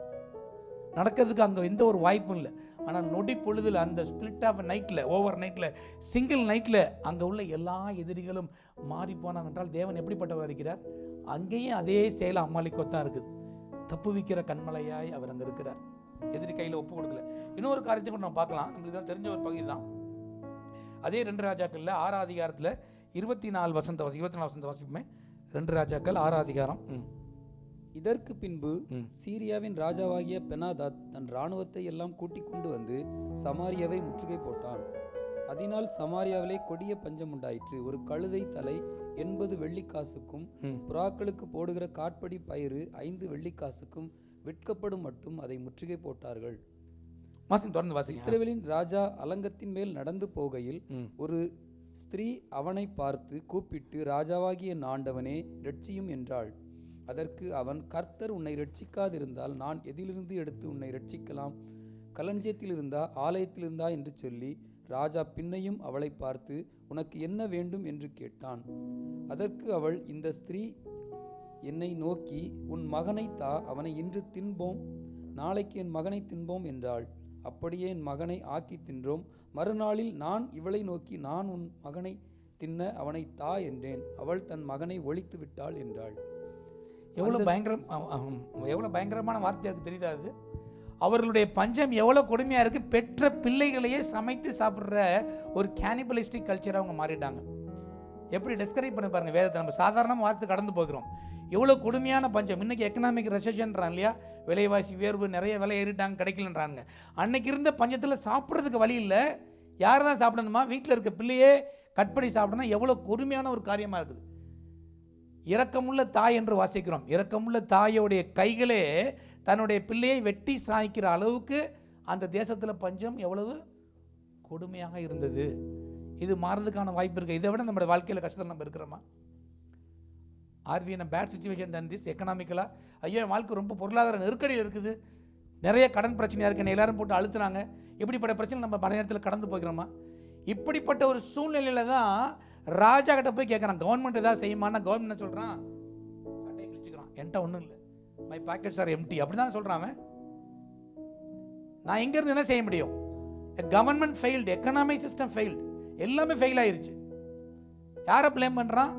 எலிசா தான் எல்லாத்துக்கும், எலியா தான் காரணம், அவனால தான் இந்த பிரச்சனை வந்துருச்சுன்றான். ஆனால் அங்கே இருக்கிற ஒரு தீர்க்கதரிசி எலிசா என்ன செய்யறான் பாருங்க. எலிசா உட்கார்ந்துருக்கும் பொழுது எலிசா சொல்ற காரியம் என்ன அவன் சொல்றான் பாருங்க. கதவை மூட்டி எல்லாருக்கும் மிரட்டி கொண்டிருக்கும் பொழுது அந்த எலிசா என்ற தீர்க்கதரிசி மட்டும் ஒரு காரியத்தை மிக தெளிவாக சொல்றான். என்ன சொல்கிறான்? அடுத்த அதிகாரத்தில் வாசிப்போம். அடுத்த வசனத்தில், நாளைக்கு 7ஆம் அதிகாரத்தில் ஒரு வசனத்தை வாசிப்போம் பாருங்க. 7ஆம் அதிகாரம் 1ஆம் வசனம். அப்பொழுது எலிசா, கர்த்தருடைய வார்த்தையை கேளுங்கள். நாளை இந்த நேரத்தில் சமாரியாவின் வாசலிலே ஒரு மரக்கால் கோதுமை மா 1 சேக்கலுக்கும் 2 மரக்கால் வாட்கோதுமை 1 சேக்கலுக்கும் விற்கப்படும் என்று கர்த்தர் சொல்லுகிறார் என்றான். எப்படி இருக்கு பாருங்க. இதுதான் தேவனுடைய பிள்ளைக்கும் உலகத்தில் உள்ள யதார்த்தமான எக்கனாமிக் ஒரு பிரச்சனை. இந்த பிரச்சனை மாற வேண்டும் என்றால் என்ன சொல்றாங்க? இன்னைக்கு இருக்கிற தாக்குதல் எல்லாம் மாறணும்னா ஒரு 10 வருஷமாவது ஆகும். அப்பதாங்க பொருளாதாரம் மாறும். இல்லை 5 இயர் ஆகும், இல்லை 3 இயர்ஸ் ஆகும். இல்லை இலங்கையில் கொஞ்ச நேரத்துக்கு முன்னாடி மிகப்பெரிய பொருளாதார சிக்கல் நம்ம பார்த்தோம். பல ஊர்கள் நம்ம பார்த்தோம். எவ்வளோ நாள் முடிச்சு இப்போ வரைக்கும் திந்துருச்சா எனக்கு தெரியாது. எவ்வளோ விலைவாசி உயர்வாக இருக்குது, எவ்வளோ டைம் ஆச்சு. நம்ம கண்ணுக்கு முன்னாடி நடந்த காரியங்களை சொல்கிறோம். எவ்வளோ காலம் ஆகுது. இந்த எக்கனாமிக் சைக்கிள் மாறணும்னா வேற ஒரு கவர்மெண்ட் வரணும். அந்த கவர்மெண்ட் மாற்றி புதிய திட்டங்களை செய்யணும். இதுக்கெல்லாம் ஒரு 5 இயர் பிளான் பண்ணணும், 10 இயர் பிளான் பண்ணணும் அப்படின்னு போட்டால் என்ன கதை முடிஞ்சு போச்சு. ஆனால் தேவனுடைய மனுஷன் என்ன சொல்கிறான்? In less than 24 hours things will be upside டவுன்றான். அப்போ எங்கே இந்த காரியங்கள் வருது? யார் இதை செய்ய முடியும்? இதை செய்யறதுக்கான வாய்ப்பு எங்கேயாவது இருக்குதா? உலகத்தை என்ன சொல்லுவான்? இது நடக்கிறதுக்கான வாய்ப்பே இல்லை. 2வது வசனம் இப்படி தான் சொல்லுது. அதே அதிகாரத்தில் 2வது வசனம். அப்பொழுது ராஜாவுக்கு கைலாகு கொடுக்கிற பிரதானி ஒருவன் தேவனுடைய மனுஷனுக்கு பிரதியுத்தரமாக, இதோ கர்த்தர் வானத்திலே மதகுகளை உண்டாக்கினாலும் இப்படி நடக்குமா என்றான். அதற்கு அவன், உன்னுடைய கண்களினாலே அதை காண்பாய், ஆனாலும் அதிலே சாப்பிட மாட்டாய் என்றான். எவ்வளோ பெரிய காரியம். உலகம் இப்படியே பேசலாம், எப்படி நடக்க வாய்ப்பில்லைன்னு நினைக்கலாம். வாய்ப்பு இல்லைன்னா உனக்கு வாய்ப்பு இருக்காது, அவ்வளோதான். யார் விசுவாசிக்கார்களோ, யார் நடக்கார்களோ அவர்களுக்கு தான் எல்லாத்தையும் தேவன் கொடுக்க வல்லவராக இருக்கிறார். அதுதான் தேவன் செயல்படுத்தக்கூடிய ஒரு தேவனாக இருக்கிறார். எல்லாவற்றையும் தேவனால் அவருடைய சூழ்நிலையில் மாற்ற முடியும். செய்யறதுக்கு நம்ம தயாராக இருக்கிறோமா? அவர் தான் கண்களை விசுவாசிக்கிற காரியம். எதுவுமே நடக்காத போல தோணலாம், எதுவுமே செயல்படாத போல தோணலாம். ஆனால் அவர் சொல்லுகிற நேரத்தில், நான் எதிர்பார்க்குற நேரத்தில் இல்லை, நான் திட்டமிடுகிற நேரத்தில் அல்ல, அவர் அதை செயல்பட்டு நடந்த காரியங்கள் தெரியும். அந்த குஷ்டரோகிகள் புறப்பட்டு போனாங்க, எல்லாம் செஞ்சாங்க. அங்கேருந்து அந்த ஆர்மி அவனே ஓடி போயிட்டான். நேற்று வரைக்கும் இதுக்கு எதிராக இருந்த யுத்தம், அந்த இராணுவ வீரர்கள் என்ன பண்ணிட்டாங்கன்னா, ஓர் இரவில் தேவன் கொடுக்குற பயத்தினால அங்கேருந்து எல்லாம் ஓடிட்டாங்க. ஒருத்தன் கூட இல்லை. தேவன் உண்டு பண்ண அந்த பயங்கரம் அவர்களுக்குள்ளே வந்ததுனால அவர்கள் எல்லாரும் என்ன பண்ணிட்டாங்க? பயந்து ஓடி போயிட்டாங்க. நம்ம வாசிக்கணும் இல்லையா? எவ்வளோ பெரிய காரியம். அதே போல் அந்த சொன்னபடியே 18ஆம் வசனத்தை வாசிங்க. 18ஆம் வசனத்தை மட்டும்.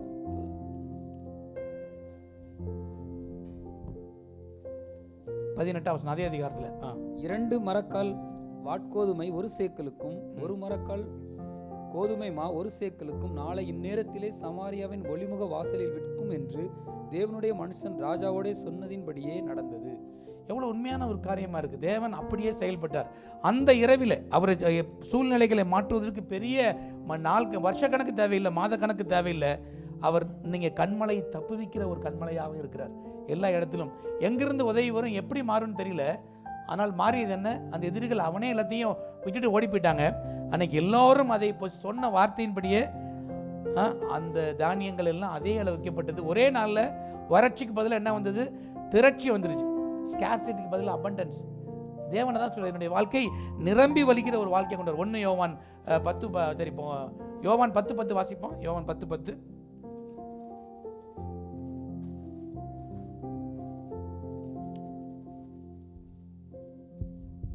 திருடன்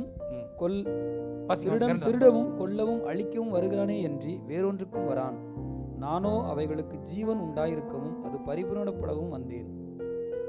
ஜீவன் உண்டாகவும் பரிபூர்ணப்படவும் தேவன் வருகிற ஒரு தேவனாக இருக்குது. அரைக்குறை அல்ல, ஏதோ நம்முடைய தேவைகளை சந்தித்து போகும் என்பதல்ல, நம்மை பரிபூர்ணப்படுத்துகிற தேவனாக இருக்குது. அந்த நேரத்தில் அவங்களுக்கு தேவை கொஞ்சமாக இருந்த போதும் நினச்சாங்க.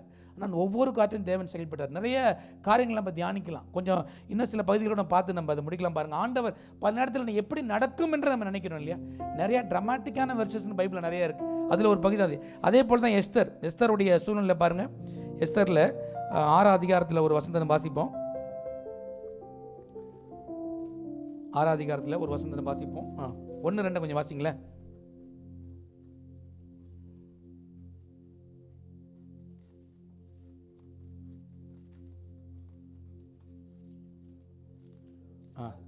அந்த இரவுல வாசிங்க.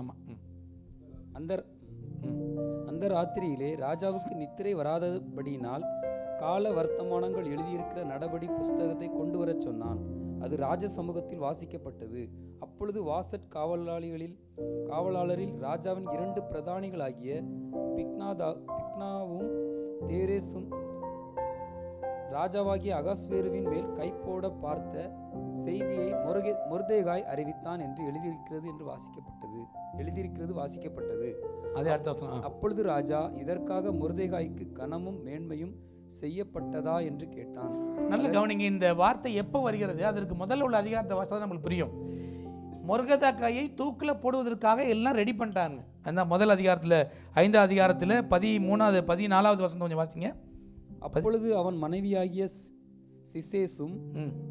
சிரேசும் அவனுடைய சிநேகிதர் எல்லாரும் அவனை பார்த்து, 50 முழ உயரமான ஒரு தூக்கு மரம் செய்யப்பட வேண்டும், அதிலே மொர்தெகாயை தூக்கி போடும்படி நாளைய தினம் நீர் ராஜாவுக்கு சொல்ல வேண்டும், பின்பு சந்தோஷமாய் ராஜாவுடனே கூட விருந்துக்கு போகலாம் என்றார்கள்.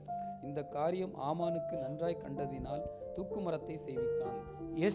எஸ்தர் புஸ்தகம் வாசிக்கும் பொழுது ரொம்ப டிராமாட்டிக்கான ஒரு புஸ்தகம் இது. முதல் நாளில் மொர்தெகாயை கொல்லும்படி ஏற்கனவே எல்லாம் தயாராக இருக்கிறது. ஆமோன் கையில் தான் அதிகாரம் இருக்குது. அவனை யாரும் மாற்ற முடியாது. It is almost inevitable. நடக்கிறதுக்கான வாய்ப்பு நிச்சயமாக இருக்குது, அது தவிர்க்க முடியாதது. அப்படிப்பட்ட நிலைமையில் எப்படி சூழ்நிலையை மாற்ற முடியும்? ஏற்கனவே அவனை கொள்ளுமறு செஞ்சு எல்லாத்தையும் ரெடி பண்ணி அவனை தொங்க விடுறதுக்கு ரெடி பண்ணுறான். எல்லா அதிகாரமும் ஆமானின் கையில் இருக்கிறது.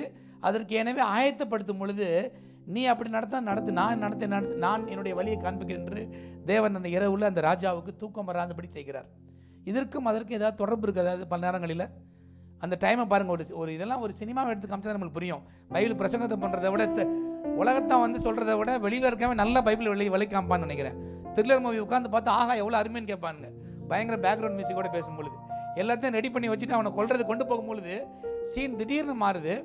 ராஜாவுக்கு தூக்கம் வரல. ராஜா என்ன சொல்கிறான்? எதையோ கேட்கலாம், தூக்கம் வர்றதுக்கு ஒரு மியூசிஷியனை கொண்டு வாப்பா. பல பேர் தூக்கம்ல என்ன பண்ணுறீங்க? நல்ல இனிமையான மியூசிக் கேட்கலாம்ல, அதான் நினைக்கிறோம். நல்ல மியூசிக் கேட்போம், இல்லைன்னா நிறைய ஏதாவது காரியங்களை கேட்கணும். இவன் என்ன சொல்கிறான்? இருக்க அந்த ஹிஸ்ட்ரி புக்கெல்லாம் கொண்டு வாப்போம், முதல்ல அக்கௌண்ட்லாம் அதை எடுத்து வாசிப்போம். பல நேரத்தில் நம்ம படிக்க ஆரம்பித்தா தான் தூக்கம் ரொம்ப சொக்குன்னுவோம் இல்லையா? அதே போல் கிரானிக்கல்ஸ் எல்லாம் கொண்டு வந்து அதை வாசின்றான். அவனுக்கு தூக்கத்தை போக்குறதுக்கு எப்படி வருதுன்னு தெரில. அதை எடுத்து வாசிக்கும் பொழுது கரெக்டாக அந்த சாப்டர் அவன் எப்படி எடுத்தான்னு பாருங்கள். எவ்வளவோ காரியங்கள் இருக்கு, நிறைய நினச்சி பார்க்கணும் இல்லையா? அந்த இரவில் அவன் கொண்டாந்த புஸ்தகம் வேறு எது கூட இருக்கலாம். ஆனால் சரியாக மொர்தெகாய் என்ன செய்தானோ அந்த ரெக்கார்டு, அந்த டைரி குறிப்பு மட்டும் அப்பொழுது வருகிறது. ஒரு ராஜாவின் டைரி குறிப்பு அப்படின்னு பேர் வச்சா நல்லா இருக்குன்னு நினைக்கிறேன்ல, சாதாரணமாக கேட்குறத விட கரெக்டாக அந்த பேஜை மட்டும் எக்ஸ்ட்ராக்ட் பண்ணுறேன். எப்படி அதெல்லாம் நடக்குது? பல நேரத்தில் நீங்கள் எவ்வளோ தேடினாலும் கிடைக்காது. But it retrieves the exact page. அந்த மொர்தெக்காய் என்ன செய்தானோ அந்த பகுதி வருகிறது. ஒரு பக்கம் இவனை கொலை செய்ய ஒரு காரியங்கள் நடக்குது. நல்ல கவனிங்க, நேரத்தில் நம்ம சாதாரணம் நினைக்கிறோம். அன்று இரவில் இந்த ஆமானுடைய திட்டம் நிறைவேறப்பட்டது என்றால் தொடர்ந்து யூதர்களை இருந்திருக்க மாட்டாங்க, எல்லாத்தையும் அழிச்சு போயிட்டு இருப்பாங்க. இன்னைக்கு வரை யூதர்கள் தைரியமாக தெனாவட்டா இருக்கான்றதுக்கான காரணம் இன்னைக்கு இருக்க கவர்மெண்ட் சப்போர்ட் பண்ணி சொல்ல. அவன் என்ன சொல்கிறான், எப்பெல்லாம் எங்களுக்கு பிரச்சனை வந்ததோ எங்கள் எல்லா சாபங்களையும் தேவன் ஆசீர்வாதமாக மாற்றினார். ஒரு யூதனை கேட்டது அவன் சொன்னான், முதல்ல பார்வோன் எங்களுக்கு எதிராக என்ன பண்ணா, எங்களை அழிக்கணும்னு பார்த்தான், எங்களை கொல்லணும்னு பார்த்தான். அதனால் தேவன் அதை என்ன பண்ணிட்டாரு, பஸ்கா பண்டிகையாக மாற்றி விட்டார். அதே போல தான் எஸ்தர்லையும் இவன் ஆமான் என்று அழிக்கும்படி பார்த்தான், அந்த இடத்துல பூரீம் பண்டிகையாக அதை மாற்றிட்டாங்க. இதே போல தான் பின்னாடி மக்கபேஸ் புக்கில் அது வெளிப்படுத்த தள்ளுபடி ஆகமத்தில் இருக்குது, அப்போக்ராஃபில் இருக்குது. அங்கேயும் எதிரிகள் எடுப்பட்டு வந்த பொழுது அந்த இடத்துல ஹனுக்கா பண்டிகையாக அதை தேவன் மாற்றி விட்டார். அதுதான் இயேசு கிறிஸ்து ஒருத்தர் அனுசரிக்கிறார். எப்பெல்லாம் எதிரி வர்றானோ நம்முடைய மார்னிங்கை இஸ் டர்ன்ஸ் இன்டு டான்ஸாக மாற்றுற தேவன் நம்முடைய தேவன். நம்முடைய துக்கங்களை சந்தோஷமாய் மாற்றுற தேவன். அவர் எப்போ அவருடைய மொமெண்ட், அவருடைய ஆக்ஷன் நம்மளால் புரிந்து கொள்ள முடியாமல் இருக்குது. நம்ம ஆர்கஸ்ட் பண்ண வேண்டியதில்லை, ஒவ்வொரு காரியத்தையும் நான் பிளான் பண்ண வேண்டியதில்லை, நான் போய் அதை ஆர்டிகுலேட் பண்ண வேண்டியதில்லை, இப்படி நடக்கணும் அன்னோடு அப்படி நடக்கணும்னு செய்யணுன்ற அவசியம் இல்லை. தேவன் அதை ஆர்கஸ்ட் பண்ணுற தேவனாக இருக்கார். கரெக்டாக பர்ஃபெக்டான டைரக்டர். இந்த உலகத்தில் உள்ள எல்லாவற்றையும் விட மிக அழகாக காரியங்களை நகர்த்துகிற தேவன். ஏன்னா அவர் தான் எல்லாத்தையும் உருவாக்கினவர். It declares the end from the beginning என்று எழுதப்பட்டிருக்கிறது. முடிவு என்னன்றதை தேவன் அறிந்திருக்கார். நம்ம தான் பல நேரத்தில் பதட்டமாக இருக்கிறோம். ஐயோ எப்படி சம்பவிக்குமோ, நாளைக்கு என்ன ஆகுமோ, அடுத்த வருஷம் எப்படி ஆகுமோ, இப்படியே பண்ண நடக்குன்னு நினைக்கிறோம். தேவன் காரியத்தினுடைய முடிவை முதல்ல அறிந்திருக்கிறார். ஏன்னா அவர் தான் எல்லாவற்றையும் உருவாக்கின தேவன். நடக்கிற சம்பவம் என்ன, உடனே அவர் ஆமான் வர்றான். நம்ம வாசிக்க டைம் இல்லை. ஆமான் வரும் பொழுது இதில் ஒன்று விடாமல் அவனுக்கு செய்கின்றார். காரியம் எப்படி மாறுதலாய் முடிந்தது நம்ம நினைக்கிறோம். இதெல்லாம் சொல்லும்போது நம்மளுக்கு நல்லா இருக்கு இல்லையா, காரியம் மாறுதலாய் முடிந்தது அப்படின்னு வசனங்களை சொல்லும்போது நல்லா இருக்கு. நம்ம வாழ்க்கையில் அதை கொண்டு போகும்போது தான் நம்முடைய வாழ்க்கையில் விசுவாச வாழ்க்கையினுடைய வெற்றி அடுத்த படிக்குள்ளே போக முடியும்.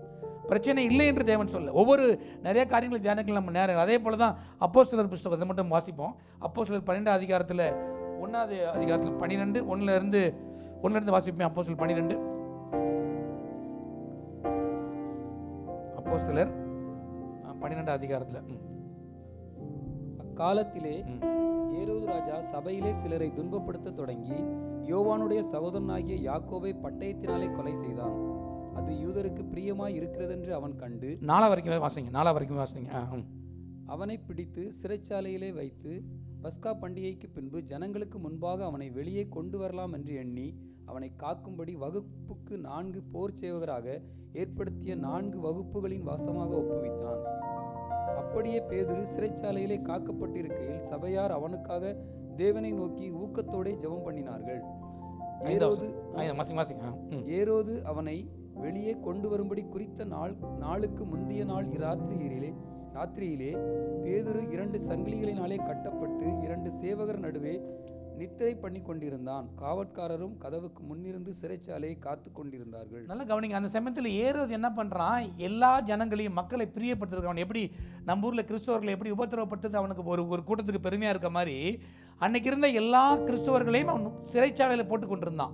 முதல்ல யோவானை கொல்லி முடிச்சதுக்கப்புறம் யார் அந்த யோவானுடைய சகோதரனை யாக்கோபை ஜேம்ஸை அவன் கொல்லி முடிச்சதுக்கப்புறம் அவன் நினைக்கிறான் பீட்டர் மேலேயும் நம்ம பேதுரு மேலேயும் கை வைப்போம் என்று அவனை சிறைச்சாலையில் தூக்கி போட்டு அடுத்த நாள் அவனுக்கு மரண தண்டனை, அவன் தலையை வெட்டி எடுக்கலாம் என்று தீர்மானித்த பொழுது நடக்கிற காரியங்களை தான் நம்ம வாசித்தோம். அப்படிதான் சூழ்நிலை இருக்குது. அடுத்த நாள் காலையில் அவன் தலையை எடுத்துருவான் என்று சொல்லும் பொழுது பேதுரு என்ன சொல்றாரு, நிம்மதியாக உறக்கம் பண்ணி கொண்டிருக்கிறார். ஆனால் அவனுக்காக சபை ஜெபித்து கொண்டிருக்கிறது. ஜெபத்தினுடைய வல்லமைகள் சம்பந்தம் நம்ம ஏதோ சாதாரணமாக நினைக்கிறோம். ஒரு ஜெபம் ஒரு அரசாங்கத்தை மாற்ற முடியுமா, ஒரு மரண தண்டனையை மாற்ற முடியும் தான் நினைக்கிறோம். சபையார் அவனுக்காக ஊக்கத்தோடு ஜெபம் பண்ணி கொண்டிருந்தாலும் 5வது அதிகாரத்தில் வாசிக்கிறோம். நல்லா கவனிங்க, டைமிங் கவனிங்க. அவன் குறித்து வெளியே கொண்டு வரும்படி குறித்திருந்த நாளுக்கு முதல் நாளிலே நாளை கொண்டு வர போறான் அப்படின்னா முதல் நாள் நைட்டில் என்ன நடக்கிறது? 7வது வசனத்தை வாசிங்க. அப்பொழுது கர்த்தருடைய தூதன் அங்கே வந்து நின்றான். அறையிலே வெளிச்சம் பிரகாசித்தது. அவன் பேதுருவை விழாவிலே தட்டி சீக்கிரமாய் எழுந்திரு என்று அவனை எழுப்பினான். உடனே சங்கிலிகள் அவன் கையிலிருந்து விழுந்தது. தூதன் அவனை நோக்கி உன் அறையை கட்டி உன் பாதரட்சைகளை தொடுத்துக்கொள் என்றான். அவன் அந்தபடியே செய்தான். தூதன் பின்னும் அவனை நோக்கி உன் வஸ்திரத்தை போர்த்து கொண்டு என் பின்னே வா என்றான். இந்த வாசிங்க, தொடர்ந்து 11 வரைக்கும் வாசிங்க. அந்தபடி அவன் புறப்பட்டு அவனுக்கு பின் சென்று தூதனால் செய்யப்பட்டது மெய்யென்று அறியாமல் தான் ஒரு தரிசனம் காண்கிறதாக நினைத்தான். அவர்கள் முதற்காவலையும் இரண்டாம் காவலையும் கடந்து நகரத்திற்கு போகிற இரும்பு கதவண்டையிலே வந்தபோது அது தானாய் அவர்களுக்கு திறவுண்டது. அதன் வழியாய் அவர்கள் புறப்பட்டு ஒரு வீதி நெடுக நடந்து போனார்கள். உடனே தூதன் அவனை விட்டு போய்விட்டான். 11ஆம் வசனம். பேதுருக்கு தெளிவு வந்தபோது ஏரோதின் கைக்கும் யூத ஜனங்களின் எண்ணங்களுக்கும் என்னை விடுதலையாக்கும்படிக்கு கர்த்தர் தம்முடைய தூதனை அனுப்பினார் என்று நான் இப்பொழுது மெய்யாய் அறிந்திருக்கிறேன் என்றான். யார் இதை விடுதலையாக்குவாங்க? என்ன பிரச்சனைகள் மிகப்பெரியது நம்ம நினைக்கலாம் இல்லையா? இந்த இதிலிருந்து வெளில வர்றதுக்கான சாத்தியக்கூறுகள் எதுவுமே இல்லை நம்ம நினைக்கலாம். ஆனால் தேவன் அப்படியே இல்லை. அன்று இரவில் அவன் தூங்கிக்கிட்டு இருக்கான். எப்படி பேதுரு தூங்கினான்னு தெரியல. அப்போ அவனுடைய விசுவாசம் என்னன்னு நம்மளுக்கு தெரியல. சாதாரணமாக அடுத்த நாள் ஒரு முக்கியமான இன்டர்வியூ இருக்குன்னா நம்ம எப்படி இருப்போம்? ப்ரிப்பேர் பண்ணி கொண்டிருக்கலாம். அடுத்த நாள் டெஸ்ட் இருக்குது, ஒரு ஆள் நீங்கள் முக்கியமாக பார்க்கணும். நீங்கள் ஒரு ஜாபுக்காக வெயிட் பண்ணுறீங்க, அடுத்த நாள் கொண்டு போய் இன்னொருத்தர் பார்க்கணும். இல்லை மெடிக்கல் ரிப்போர்ட்டுக்காக காத்திருக்கிறீங்க, இல்லை ஸ்கேன் பண்ண போகிறீங்கன்னா எவ்வளோ நம்ம பதட்டமாக இருப்போம். அடுத்த நாள்லாம் ஜெபித்து கொண்டிருப்போம். நம்ம நல்லா சுகமாக தூங்கி கொண்டிருந்தான். அதை விட வேடிக்கையான விஷயம் என்னன்னா, தேவதூதன் அவனை தட்டி எழுப்பி அவனை சங்கிலியெல்லாம் கலட்டி பெரிய கோர் ஜெயிலிருந்து அடுத்த கேட் 1 கேட் 3 எல்லாம் பாஸ் பண்ணி சிட்டியை விட்டு வெளியில் வந்தோம். அவன் தெருவுக்கு போகிற வரைக்கும் அவன் என்ன நினச்சான்? நான் விடுதலையாக்கப்பட்டு நினைக்கல, ஏதோ சொப்பனம் பார்க்குறேன்னு நினைக்கிறான். அப்போ தூக்கத்தில் நடக்கிற வியாதி முதல்ல அவனு தான் இருந்தது போல இருக்கு. நடந்து வீடு வரைக்கும் நடந்து கொண்டு போயிருக்கான் அவனை. அப்பொழுதுதான் அவனுக்கு தெளிவுறது, ஆகா நம்மளை தேவன் விடுதலையாக்கி வெளியே கொண்டு வந்திருக்கான்ற அவன் நினைக்கிறவனாக இருந்தான். அவனுக்கு தெளிவு எப்போ வருது பாருங்க, 1ஆம் அதிகாரத்தில் ஆரம்பித்து 11ஆம் வசனத்தில் தான் அவனுக்கு தெளிவு வருது. சில பேருக்கு எவ்வளோ தூரம் சொன்னாலும் அவங்களுக்கு விளங்கவே விளங்காது. அடித்து உதச்சாலும் விளங்க மாட்டேங்குது. அவ்வளோ தூரம் தூக்கத்திலே தான் இருக்கிறாங்க. ஆரம்பிக்கிறது அப்போ தான் தெளிவு வருது, ஓ தேவன் என்னை விடுவித்து விட்டாருன்னு சொல்லிட்டு. எவ்வளவு அருமையான டைமாக இருப்பாருங்க. இவன் அவனை கொல்லும்படி நினைத்திருந்தான். அந்த இரவில் அது வரைக்கும் தேவன் அவனை விட்டு வைத்திருந்தார். நடக்கிறது நடக்கட்டும், நீங்கள்லாம் எப்படி இருக்கீங்கன்னு நினைக்கிறார். அந்த சபை எப்படி அதுக்காக ரெஸ்பாண்ட் பண்ணுது என்பதை தேவன் பார்க்க விரும்புகிறார். பல நேரத்தில் பிரச்சனைகளை தேவன் அனுமதிக்கான காரணம், அதுக்கு நம்ம ரியாக்ட் பண்ணுற மாதிரி நம்ம ரெஸ்பாண்ட் பண்ணுற மாதிரி தேவன் பார்க்குறார். அநேக நேரங்களில் we react more then response. Response எப்படி இருக்கணும்? எப்படி எசேக்கியா கொண்டு போய் கொடுத்தது போல என்னுடைய பிரச்சனையை ஆண்டோடு கொண்டு போய் வைக்கிறோம். ரியாக்ட்ன்றது எவ்வளோ ஜெபம் பண்ணாலும் அவ்வளோதான். என்னை தான் சொல்கிறேன், இப்படி தான் நடக்குது ஆண்டவரே. கோபமும் எரிச்சலும் ஏமாற்றமும் ஆற்றாமையும் வெளியே வருகிறதா இருக்குது. எல்லாவற்றையும் நம்ம போர் பண்ணுறோம் இல்லையா? ஆனால் தேவன் கூட வைத்திருக்கிற சபை எப்படி இருக்கும்? பேதுரு மாதிரி ரிலாக்ஸ்டாக இருப்பான். என்னை வெட்டினாலும் பரவாயில்லப்பா, நிம்மதியாக தூங்கி கொண்டிருந்த மனிதனை பார்க்கிறோம். வெளியே வர வரைக்கும் அவனுக்கு தெளிவு இல்லை. ஆனால் தேவன் எப்படி இருக்கார்? அவர் தன்னுடைய பிள்ளையை விடலை. அந்த டைமிங் வர வரைக்கும் தேவன் செயல்படாத, அவர் அதை புரிந்து கொள்ளவே முடியாது யாரையுமே. தேவனை தெளிவாக நம்மளால் டிட்டர்மின் பண்ண முடியாது. மிக தெளிவாக அந்த இரவில் எவ்வளோ பெரிய சிறைச்சாலையாக இருக்கலாம், எவ்வளோ பெரிய அதிகாரிகளுக்கு இருக்கலாம், எவ்வளோ பெரிய பிரச்சனையாக இருக்கலாம், தேவனத்தில் ஒப்புக் கொடுக்கும்போது தேவன் அதை செயல்படுத்தக்கூடிய வல்லமையுடைய தேவனாக இருக்கிறார். எவ்வளோ பெரிய காரியம்! He is in control. அவர் தான் கட்டுப்பாட்டில் வைத்திருக்கிறார். இவ்வளவு மோசமாக இந்த காரியங்கள் இருந்தால் கூட எல்லாவற்றையும் தேவன் வைத்திருக்கார். அந்த நாட்களில் கிறிஸ்துவோடைய காரியம் கூட அப்படி தான். மரணத்தை அவர் ஜெயித்த ஒரு விஷயம் அப்படி தான் இருந்தது. பிசாசு நினைச்சா இதோட காரியம் முடிஞ்சது. போன வாரத்தை நான் பார்த்தேன் இல்லையா, அந்த அவர்கள்ட்ட பணத்தை கொடுத்து நீங்கள் போய் வெளில சொல்லாதீங்க, இந்த உடலை அவர்கள் திருடி கொண்டு போனாங்கன்னு சொல்லிட்டு கிறிஸ்துவோடைய மரணத்தை குறித்து கூட அவன் ஏமாற்றும்படி செய்தான். ஆனால் கிறிஸ்து எப்படிப்பட்டவங்க? கடைசி நேரத்தில் அவனுங்க எல்லாம் முடிக்கலாம் என்பது 3ஆம் நாள் அவர் உயர்த்தெழுந்து மரணத்துக்கும் ஒரு ஸ்டாப், அதை நிப்பாட்டி வைத்தார். மரணத்தையும் ஜெயமாய் விழுங்கின தேவன் அவரே. எல்லாரும் நினைச்சாங்க இதோட ஒரு கதை முடிந்தது. கூட இருக்கவங்க கூட உன்னை நீ ரட்சித்து கொண்டு கீழே இறங்கி வாரும்னு நினைக்கிறாங்க. ஒரே ஒரு வசனத்தை வாசிப்பேன். பிலிப்பியர், இது எபிரேயர் 13ஆம் அதிகாரத்து 4ஆம் வசனம் நினைக்கிறேன். 13ஆம் அதிகாரம், சரி 13 இல்லை,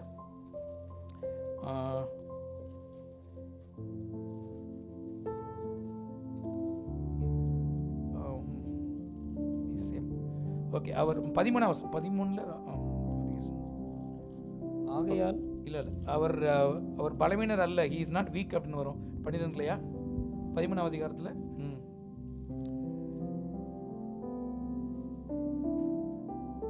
ஓகே, அவர் நம்ம நினைக்கிற பிரகாரம் இஸ் நாட் ஸோ, அவர் பலவீனராக அல்ல, அவர் பலமுள்ளவராக இருக்கிறார். அவர் அப்படிப்பட்டதான் அவர் வெளிப்படுத்தப்பட்டவராக இருந்தார்.